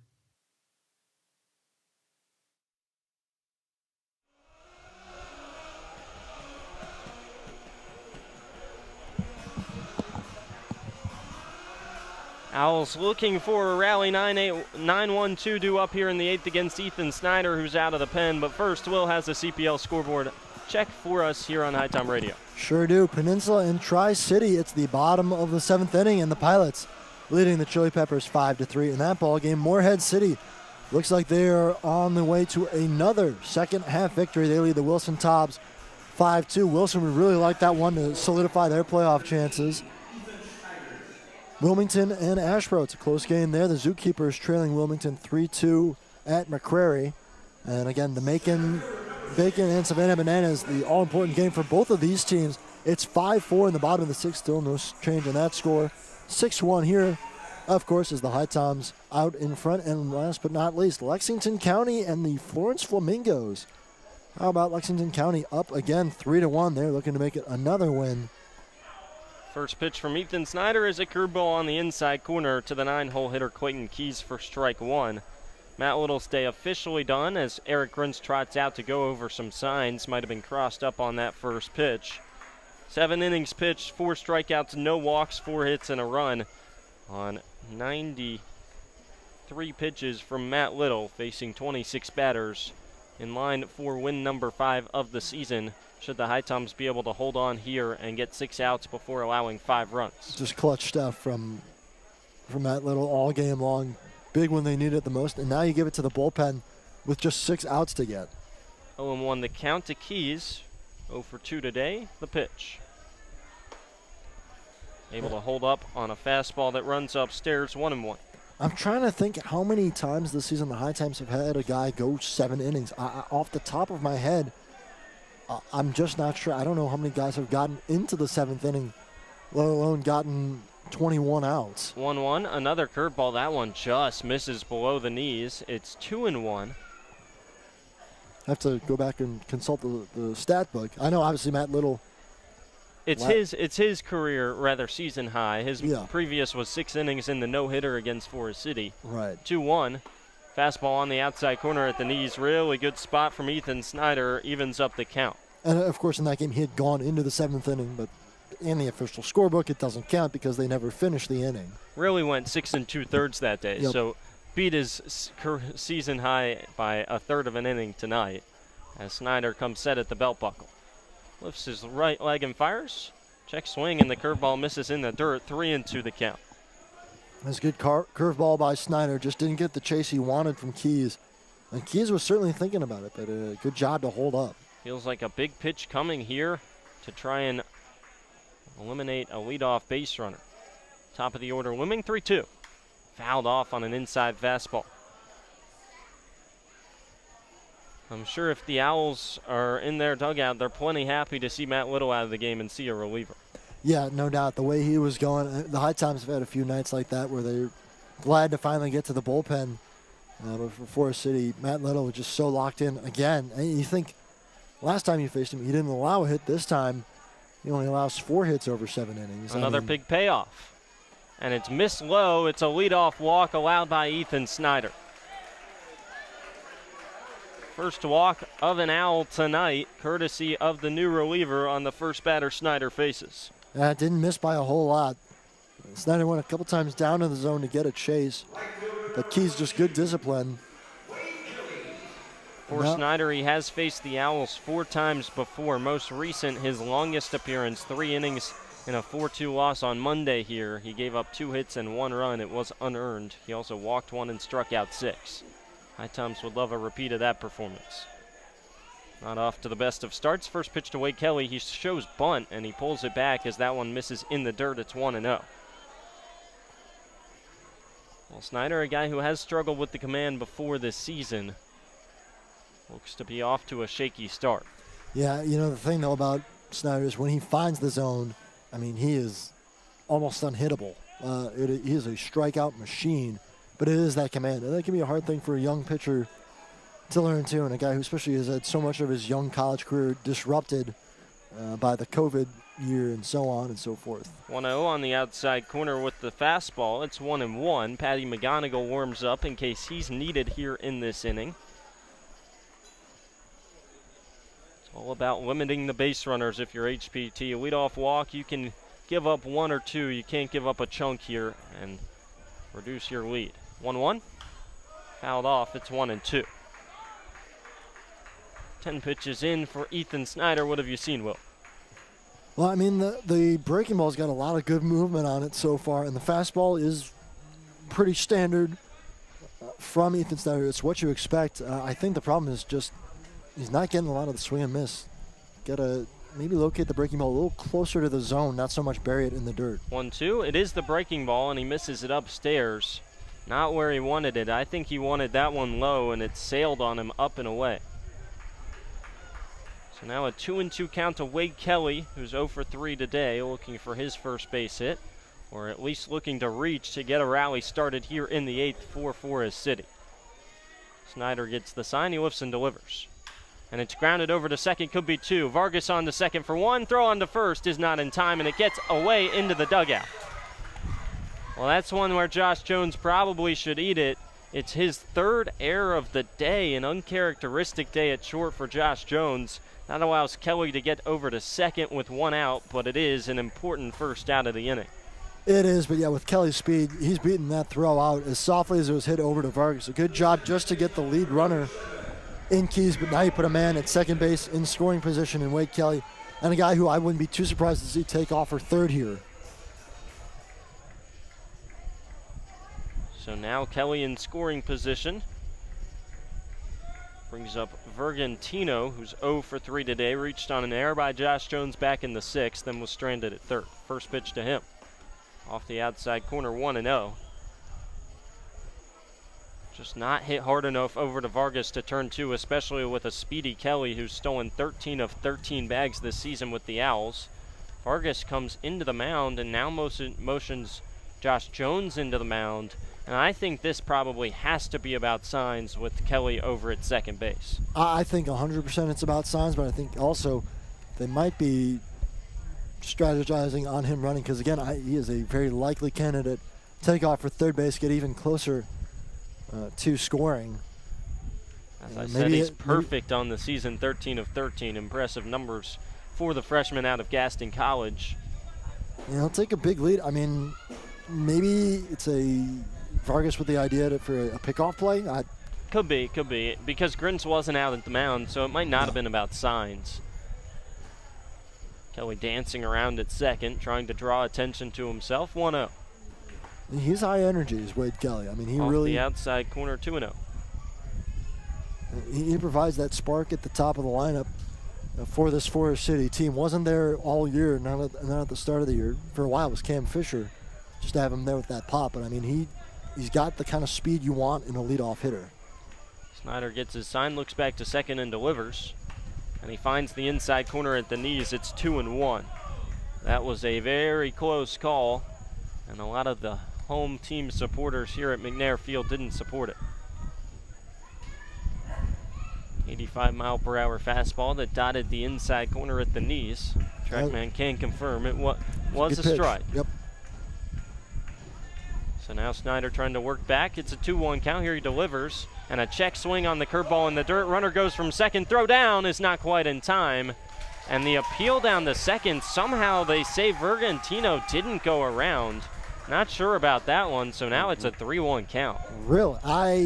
Well, that's just a missed call. Tough position for Marcus Wilkie because he's kind of up the middle. You don't really get a good look at it. But, I mean, certainly from our vantage point, it looked as though Vergantino went all the way around on that pitch. So, insult to injury, Kelly picks up an extra bag. Now it's 3-1, and Snyder delivers, and he misses outside, and they're at the corners on 2 walks and a fielder's choice. Yeah, it kind of feels like it should have been 2-2 count. That should have been ball 3 instead. So now it's 3 Hillier in the 3-hole and wearing number 3, pretty fittingly. Feels like they did that on purpose. I know they did him wearing 3 on purpose. I don't know about putting him in the 3-hole was on purpose, but I know the number on the back is due to the nickname. Originally named Will, but now it's 3. Runner goes from second. Snap back throw, fake towards third. An easy stolen base for Vergantino. 2 in scoring position, and it's 1-0 the count. Yeah, there sometimes we can get that trick play to work. The HiToms actually executed it the other day, but not with the speed of Wade Kelly. That one's fouled back into the netting. 1-1 the count. Straight baseball come up here. I don't know where that came from. Not from the field of play, I can tell you that much. As that one was fouled right back into the netting, and Jacob Schubert was out of the visitor dugout to retrieve it. 1-1 the count to the left-handed hitting 3 Hillier, who's 0 for 3 tonight. How quick would the leash be on Snyder? I mean, if he walks, the base is loaded here. We're definitely seeing a mound visit. 20 pitches in, and he's behind now 2-1 as a breaking ball misses below the knees. He's just not getting a lot of chase right now and stuff. I don't know if that means that the Owls are reading his breaking ball and not chasing it, or... Falling behind in all 4 counts so far. 2-1. And that one skied out towards shallow left field, should be playable. Brown goes back from third into foul territory, makes the play. Faking to run from third was Kelly, but that one not nearly far enough into the outfield, maybe 10 feet behind the infield dirt, and that's a big out number 2. Well, that's just Kelly trying to make a play, trying to goose the HiToms into a throw that maybe is errant, gets to the backstop and allows him to score. But Jarrett Brown wisely holding on to the ball. Now the HiToms and Ethan Snyder 1 out away from stranding 2 walks.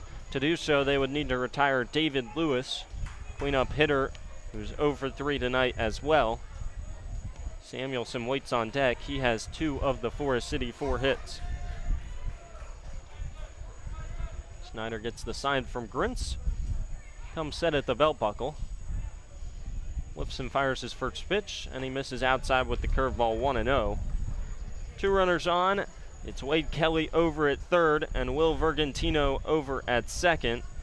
Clayton Keys led off the inning with a 3-2 walk. He was retired on a 4-6 fielder's choice that allowed Kelly to reach. He got to second on an error from Josh Jones trying to turn two on that play. Then he stole third, and Vergantino walked and stole second. 1-0. Nasty curveball on the outside corner, 1-1. That's pretty. Now that's where you want to locate it if you're Ethan Snyder. Kind of find the zone, but try and dot the corners with that breaking ball. Because it's obvious that the Owls are not going to chase anything in the dirt right now. They're laying off that pitch. They can see it well. 1-1. And that one swung on and missed. Bat comes flying out all the way to third base. Oh my goodness, it's 1-2.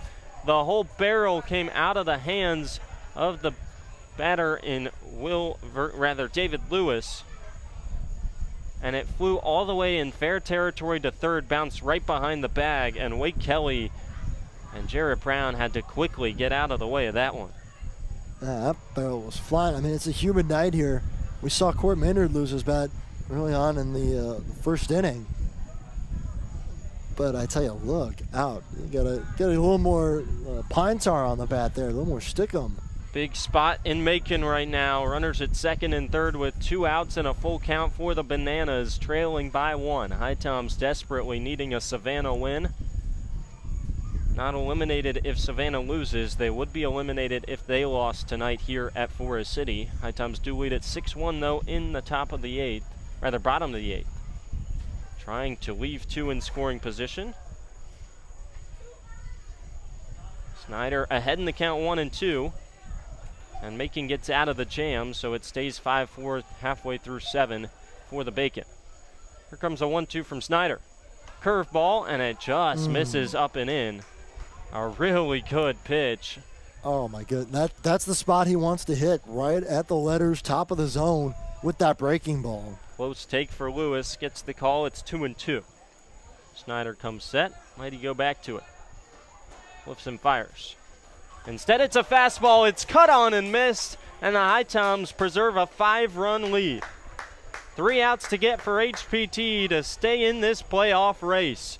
HiToms coming up in the 9th with the bottom of the order trying to tack on some insurance.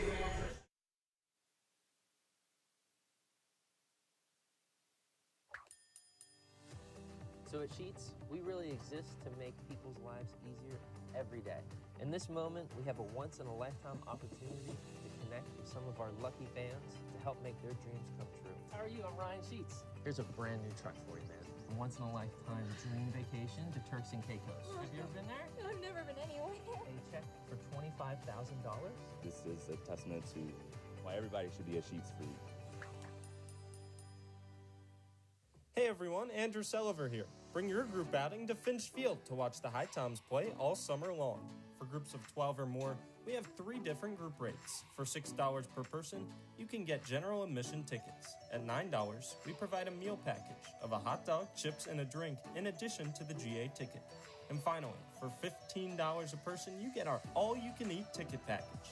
For more information on group tickets, visit our website at HiToms.com or email Zach at HiToms.com for more information.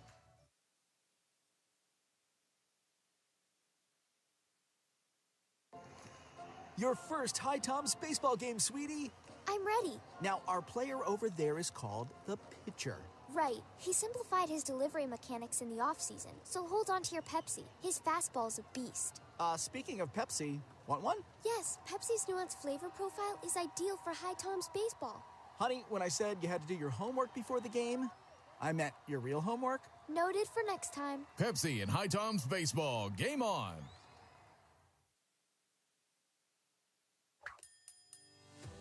So at Sheets, we really exist to make people's lives easier every day. In this moment, we have a once-in-a-lifetime opportunity to connect with some of our lucky fans to help make their dreams come true. How are you? I'm Ryan Sheets. Here's a brand new truck for you, man. A once-in-a-lifetime dream vacation to Turks and Caicos. Have you ever been there? I've never been anywhere. A check for $25,000? This is a testament to why everybody should be a Sheets freak.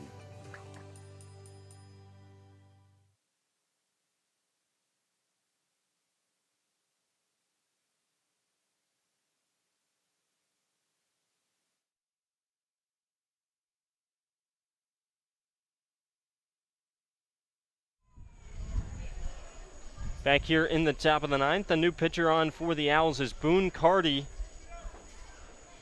He'll try and retire 7-8-9 for the HiToms after Javi Martinez came on for Forest City in the 6th in replacement of the starter J.C. Gilmore. He was fantastic as he retired 8 of the 9 batters he faced. 3 strikeouts, and the first pitch is inside to Vito Paterno for ball 1. Martinez's final line, he goes 2 2/3, walks 1, strikes out 3, faces 9 batters, doesn't allow a hit or a run on 37 pitches. 1-0 is popped up into shallow right field, and that one will hang up for Wade Kelly, who makes a waist-high catch on the run for out number 1. Well, it wasn't easy for Ethan Snyder in the bottom of the 8th. Needed 25 pitches, but it got a big strikeout for the 3rd out. Just his first strikeout in the inning, and he leads the HiToms in strikeouts. And so no surprise there. Left 2 in scoring position. 6-1 feels a whole lot more comfortable than 6-3. Yeah, it does. I mean, it was a good job just to get out of the jam. You could tell maybe he didn't have his best stuff tonight, but he gutted through it and got that strikeout at the end of David Lewis. First pitch on the outer half for strike 1 to Jones. We'll see if Josh Jones can get it going at the plate. He's 0 for 2 with a walk. He's had 3 errors in the field tonight, uncharacteristic from Josh Jones.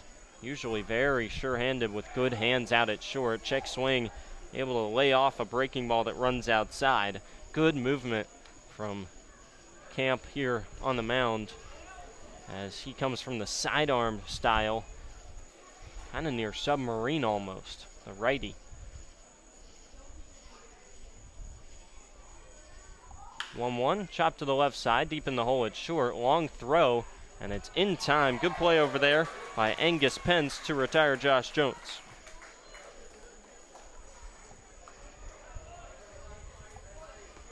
Boone Carty out of Cleveland Community College. Native of Shelby, North Carolina. There you go. We were looking for information on him. We didn't have the spelling of his name.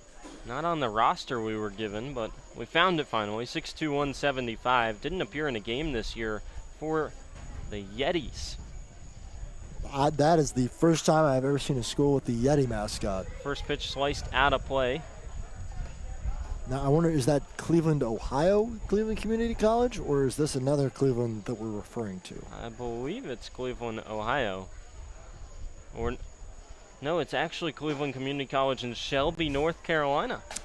Okay. So glad we checked. That is, there you go.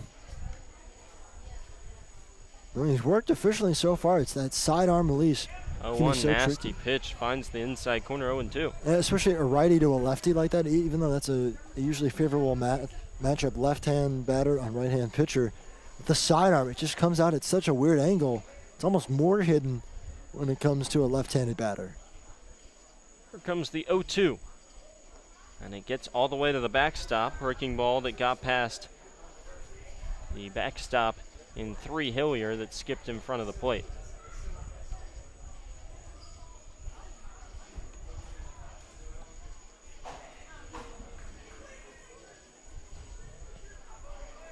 I'm being told that Yeti was, or Yeti would be the new mascot just 2 years ago, as that one just missed outside. 2-2. Cleveland Community College just got a new mascot of the Yeti, or the Yeti. How is that pronounced? I believe it's Yeti. Yeti? Yeah, like the Yeti cooler drink, or the fabled monster that lives in the Himalayas. 2-2. Chopped over to second, shouldn't be a problem. Fielded there and flipped on to first by Vergantino. It's a 1-2-3 inning. Worked by the Yeti in relief. Boone Carty gets the job done. Owls will look to come all the way back. They trail it by 5. 3 outs to get for the HiToms when we come back.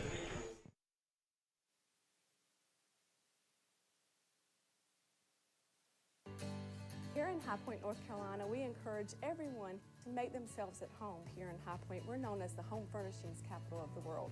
We have banked our past, present, and future highly on this industry. We have lots of opportunities to entertain your family and children. So take advantage of our parks, our cultural events and activities, as well as some of our seasonal attractions. High Point has a variety of entertainment to suit your needs. Whether you're looking for the newest craft brewery here in town or some live music, come to High Point. We've got what you need. We here at High Point welcome you to make yourself at home. Novant Health offers unrivaled care for every woman at every age, stage, and walk of life. We know that the care you need today might not be the same care you need tomorrow, and we're proud to offer expert services that are as diverse and multifaceted as you are. So whether you're having a baby, battling cancer, or boosting your overall wellness, you can count on Novant Health to get you back to the things you love faster. Discover care that always puts you first at novanthealth.org/everywoman.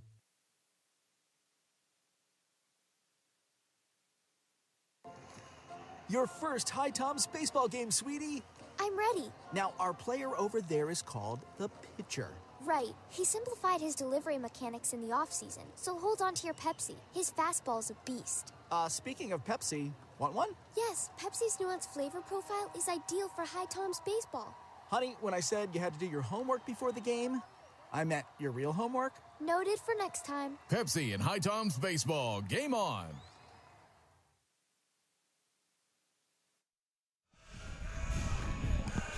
Back here for the bottom of the ninth, Patty McGonigal is the man tasked with getting the final 3 outs for the HiToms. He'll face 5, 6, and 7 for Forest City, beginning with Will Samuelson.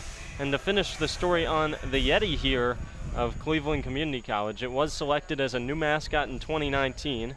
And I'm told that the athletic director for Cleveland CC, his quote after they selected it was, "Yeti or not, here we come." Oh my God.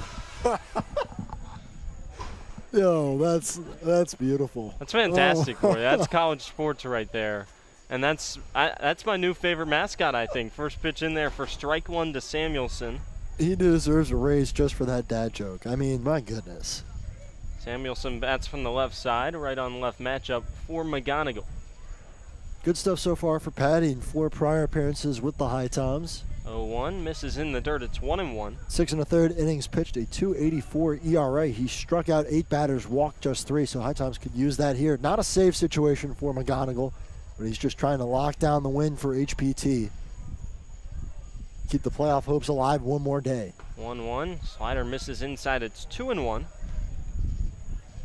No matter the finish in Macon between the Savannah Bananas and the Macon Bacon, if the HiToms win tonight, they are not eliminated from contention until possibly tomorrow. 2-1 from McGonigal. Swinging a foul tip at the plate. 2-2. How that would work is if Macon wins tonight and HPT wins tonight, then the HiToms need a win tomorrow and a Forest City win here or on the road at Macon to stay alive. If Macon loses to Savannah and the HiToms win tonight, no matter the result of Forest City Macon tomorrow, all the HiToms would need to do is win to stay alive into Saturday. 2-2. Misses off the inside corner. Actually gets away from Grins. Doesn't matter with nobody on. Count run to full now. Ethan Snyder walked the leadoff man back in the 8th on a full count. That being Clayton Keys in the 9-hole. Not something you want to do here up by 5. No, if you can avoid it. You want to avoid any undue stress. Here comes the payoff pitch. And it misses low and away. Well, the HiToms don't like to make things easy. It's kind of been the case all season. Leadoff walk issued, but again, they have been able to work around it for the most part tonight. Snyder, the latest result of that. We'll keep giving you updates when we get them between Macon and Savannah. HiToms looking to hang on, up by 5 here in the 9th. Final 3 bats for Forest City. One on a leadoff walk from Samuelson. Garrett Dill to the plate. First pitch from McGonigal. Breaking ball, just misses up and in. It's 1-0. Snyder walked 2 back in the 8th, left 2 runners over at 2nd and 3rd, not allowing a run. Matt Little didn't allow a walk through 7 innings. He's in line for the win right now. 1-0 from McGonigal. Misses low and away. It's 2-0. And this is where you run your risks. You can live with 1 base runner, even 2 at some point, but you have to get outs. Yeah, you don't want to. I imagine if we see a couple more balls here and a walk, we're going to have a mound visit. McGonigal steps off, telling Grins to recycle through the signs. Didn't like what he saw. Looks over to first, now comes set at the chest. The righty delivers.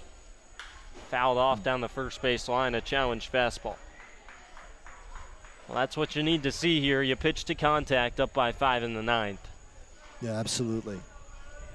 Patty McGonigal, the freshman out of Western Carolina, native kid, grew up around Greensboro, where he went to Grimsley High School. Stands at 6 foot 185, trying to earn some more playing time with the Catamounts this next year after just 6 appearances and 4 1/3 this season. Had a 10.38 ERA. Opponents hit .222 against him.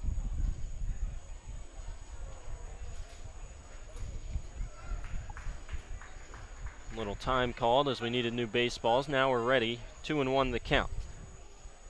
Still with the plate, the pitch. Well outside with the fastball. It's 3-1. 10 pitches in, and not a lot for strikes. Just 3, in fact, out of Patty McGonigal, who goes for the rosin bag and throws it down behind the mound in frustration. And you got to stay composed here. You got the 5-run lead. Just got to make pitches. Do what Little was doing. You got to find the zone and pitch to contact. 3-1 misses well outside. First 2 on via 2 walks for Forest City. And that will draw DJ Russ out of the dugout for the HiToms. I don't know if we will see a pitching change, but I would imagine here in the 9th, again, a must-win game for the HiToms. You cannot lose this one.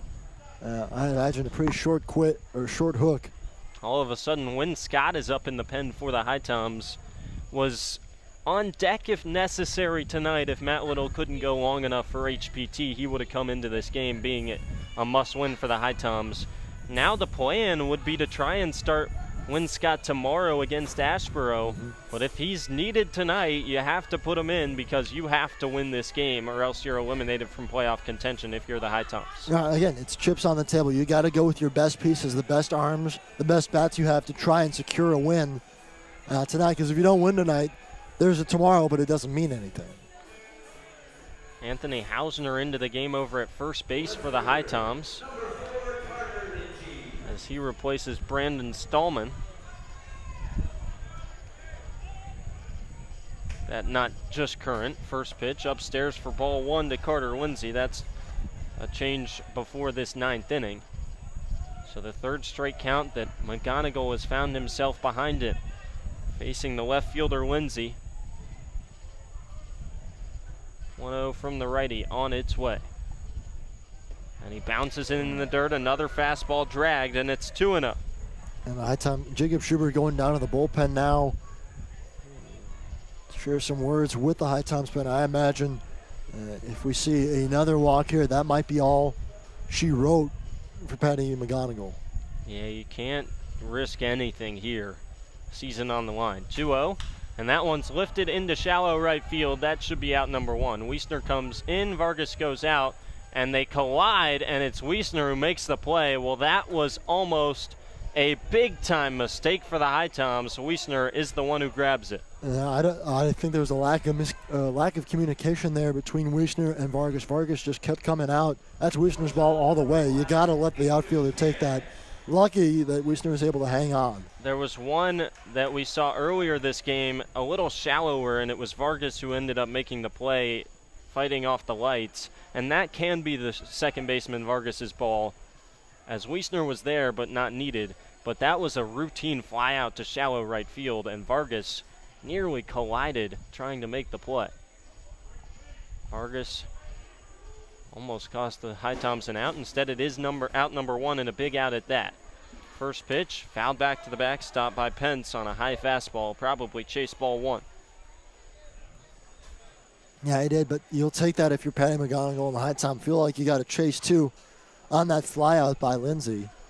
And maybe that's where you have to live, top of the zone if it's going to get you swings. Another big spot here in Macon. They're loaded for the Bananas with 2 outs in the top of the 8th.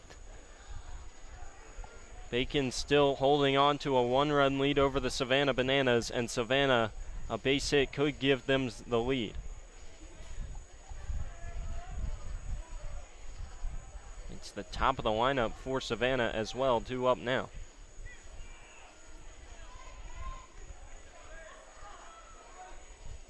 2-1 the count here at McNair to Angus Pence, who steps out and calls time.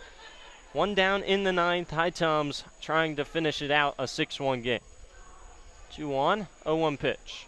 Nasty breaking ball, cut on and missed. It's 0-2. There it is. That first out seems to have loosened Patty McGonigal up a little bit. Now a couple pitches. First the fastball at the top of the zone. That time a slider tailing away. A beautiful, beautiful breaking ball. Right on right, and a tough pitch to lay off for Angus Pence. Here comes an 0-2 from McGonigal as he looks back and now lifts and fires. And that one's roped through the left side, hung a breaking ball. That'll score a run. Getting the wave is Samuelson. He will score. Everybody holds up to just one base. It's an RBI single on an 0-2 breaking ball by Pence.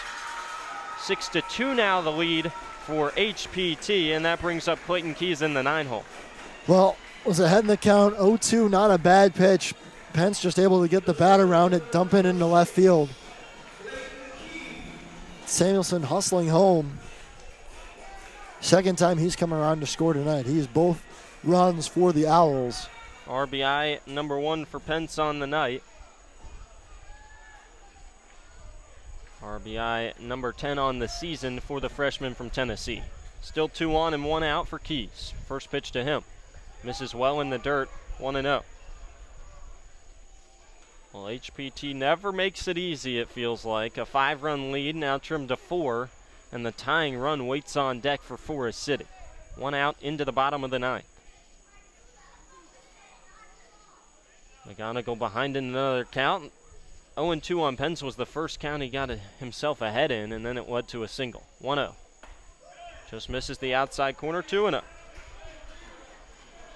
Next pitch will be number 20 for Patty McGonigal, and we haven't seen a lot of strikes, just 6 in 19 pitches. Righty comes set on the mound, right on right matchup to the center fielder, 2-0. Swing and a miss. Good pitch. Another one kind of tailing off the plate. And it's getting some swing and miss now from the Owls. You got to go more left to right than up and down. It seems that the Owls laying off anything in the dirt. So now it's 2-1. Runner home to score was Samuelson. Dill at second, Pence at first. 2-1 pitch. On the outside corner with the fastball, it's 2-2. Really good spot there from Patty McGonigal. And go back to it one more time. Challenge him with the fastball. Make him hit it. McGonigal comes set. Keys ready. Here comes a big 2-2. Breaking ball off the outside corner, 3-2. Well, you certainly don't want to walk here to the 9-hole hitter Keys and allow the tying run to come to the plate. McGonigal trying to avoid his third free base on balls allowed this inning. A big payoff coming. Fouled off the glove of Prince. Couldn't quite hang on, and he's pretty disappointed about that. Yeah, that was the pitch there. Foul ball straight back. A little too hot for Grins to handle.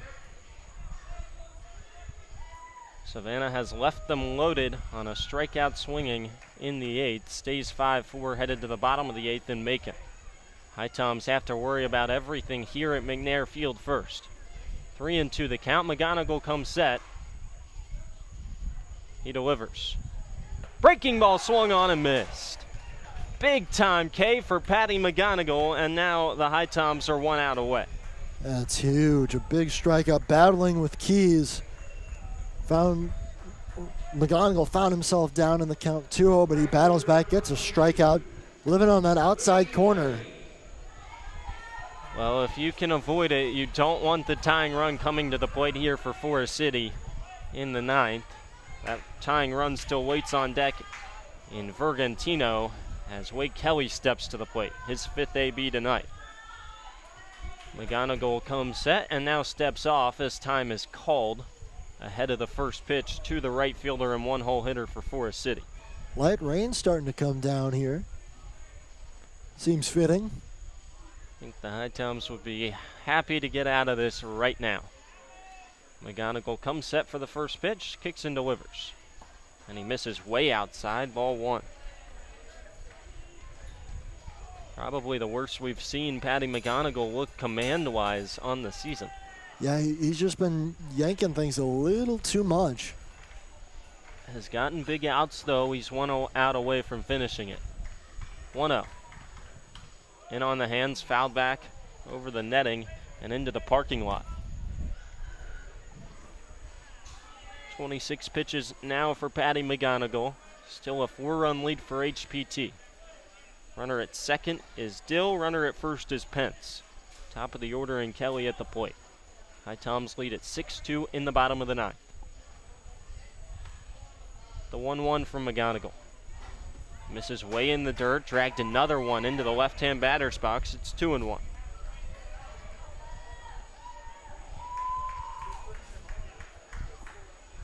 That's the fastball at 86, and McGonigal just can't seem to quite get the command down here tonight. Can you kind of held this feeling when that fastball is not there command-wise? 2-1. Upstairs with the fastball, it's 3-1. Again, in danger of walking another owl. That would be number 3 in the inning, and bringing the tying run to the plate. Vergantino waits in the on-deck circle. Will Vergantino has 1 home run on the year for Forest City, had 2 this year with Elon. 3-1. Cut on and fouled back, 3-2. Now the HiToms 1 strike away. McGonigal bends down on the ground, licks his hand. Now steps back on the rubber. Kelly waits outside of the right-hand batter's box as our home plate umpire David Mabe gets some more baseballs from the Owls dugout, courtesy of the Forest City bat boy. Now sticks those in the pocket. Slow clap here at McNair Field. 3-2 the count, 2 outs, 2 on in the 9th. HiToms lead by 4. McGonigal comes set. Rocks and fires. And it misses in the dirt. It's another walk of a Forest City Owl. And the crowd getting loud here as the tying run will come to the plate. It was another good at bat. Just seeing a lot of pitches. The Owls, they are really, really disciplined at the plate right now. They're not swinging pitches off the zone. So now Will Vergantino to the plate. They're loaded in a 6-2 game. Home run could tie this thing. Vergantino from the right side, so he has to deal with that monster in left, but it is a short porch. Wind blows right to left and a little bit towards home plate. First pitch. Misses off the outside corner, 1-0. That didn't miss by a whole lot. Good call ultimately, but did not miss by a whole lot. Let's go Owls chant here. 1-0 the count. McGonigal gets his sign. He offers. And that one misses upstairs. It's 2-0. Winning run waits on deck for Forest City. They would love to bring 3 Hillier to the plate, the 8th batter of the inning. Right now, it's Vergantino, the 7th batter of the inning. He's 0 for 3 with a walk back in the 8th. He's ahead 2-0. Last batter for McGonigal, 2-0 pitch. And he finds the outside corner with the fastball, much to the dismay of all the fans here. Good fastball. Obviously, the HiToms would rather Patty finish this game up here than have to go into the bullpen one more time. Potentially burn Win Scott. I don't know who they're thinking to go to right now. Win Scott ready if he needs to be. Here comes a 2-1. Swing and a miss upstairs. Vergantino chased it, and it's now 2-2. Fastball that was above the zone and above the letters, and Vergantino cut on and missed. Again, the HiToms down to their final, rather the Owls down to their final strike. Bases loaded in a 6-2 game. 2 outs in the inning and a 2-2 count to the right-handed hitting Vergantino. McGonigal gets his sign trying to close things out. Comes set, lifts, and offers. And he misses upstairs. Breaking ball at 77, and the count is now run full. Oh boy, we'll talk about a big pitch. Full count, 2 outs, bases full. Final home game of the season for Forest City unless they make the playoffs. And the fans are trying to will their Owls back into this one. 3-2 now the count to Vergantino. McGonigal gets his sign. He comes set. The righty now kicks and fires. Swing and a miss, strike 3. HiToms win. Well, it is never easy for HPT. The tying run comes to the plate for Forest City as it was a 5-1 lead, rather a 5-run lead for HPT coming into the inning. And the tying run is retired on a strikeout swinging. Vergantino goes down in a full count. It took 36 pitches for McGonigal, but he gets the job done. HiToms win it 6-2 tonight over the Owls, and it all goes back to that big 5-run fifth, which could have been 0 on a double play ball that got into left field on the throw from the second baseman Vergantino. Led to 5 runs, and it could have ended the inning. And HPT takes advantage, and they hold on to win.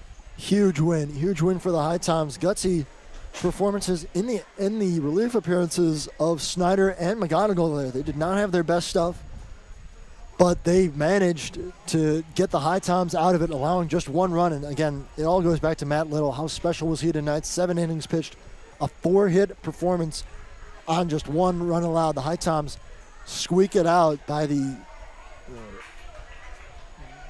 a small margin. I mean, just remarkable.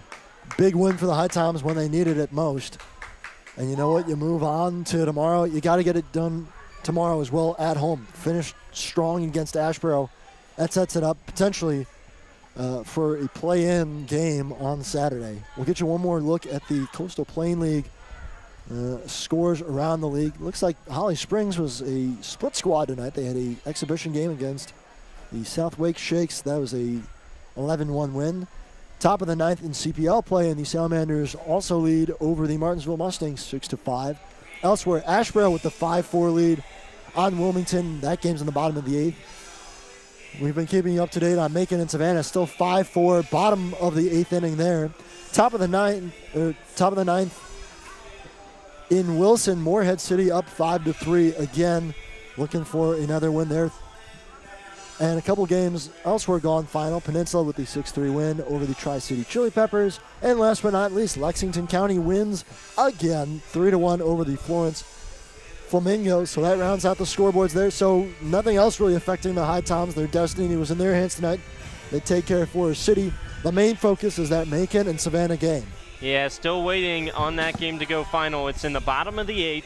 Bacon up 5-4 on the Bananas. A runner at second base and 1 out for the Bacon, trying to get a big insurance run, as the Bananas have threatened in each of the last 3 innings, had runners in scoring position. They left them loaded in the top of the 8th. We'll see if Savannah can come back to win that one. Even if they don't, HiToms are alive into tomorrow. If Macon wins tonight, the HiToms will need to win tomorrow and a Macon loss at home against Forest City tomorrow for the HiToms to stay alive in the playoffs. If Forest City, or rather Savannah, can come back and win, as they just got a second out in that inning, still the runner at second base. If Savannah can come back and win, then the HiToms don't have to worry too much about tomorrow night's game between Forest City and Macon, because no matter what happens there, if the HiToms beat Ashboro, they're alive in the playoff standings into Saturday. The game tomorrow night has impacts no matter what, but if Macon loses tonight, that game alone doesn't eliminate the HiToms tomorrow. Mm-hmm. If Macon wins tonight and then wins tomorrow, HiToms are eliminated no matter whether they win tomorrow night or not. The win tonight for the HiToms, 6-2 over Forest City. HiToms improved to 10-12 in the second half, 22-24 overall. Forest City is 11-10 in the second half, 21-24 overall. Half game back in the overall of the HiToms right now. For the home team and the losers tonight, the Owls, it's 2 runs on 5 hits, 2 errors, and 9 left on base. 6 runs on 4 hits and 3 errors, and 4 left on base for HPT. The winning pitcher tonight is Matt Little. Can't say enough about what Matt Little did tonight. J.C. Gilmore gets the loss tonight. Matt Little improves to 5-4 overall. Will, final thoughts on what the lefty out of Charlotte did? I mean, it was a heroic performance, I'd say. Not to get too melodramatic, but I mean, the HiToms needed that kind of start out of him to allow just 1 run, especially given the way this offense was going. You put up 6 and he shuts it down the rest of the way. I mean, just a tremendous performance from him. A guy who's pitched like an all-star all season for the HiToms, and he did it one more time tonight. Well, the HiToms come out of here victorious, We'll sign off on behalf of my partner, Will Trubshaw. I'm Andrew Sulliver saying good night from McNair Field. HiToms win it over the Owls 6-2 and stay alive, at least for now, into tomorrow in the playoff hunt. We'll talk to you tomorrow for the final regular season home game on HiTom TV. HiToms and Ashboro Zookeepers for the last time this season. First pitch at 6:30. We'll see you then.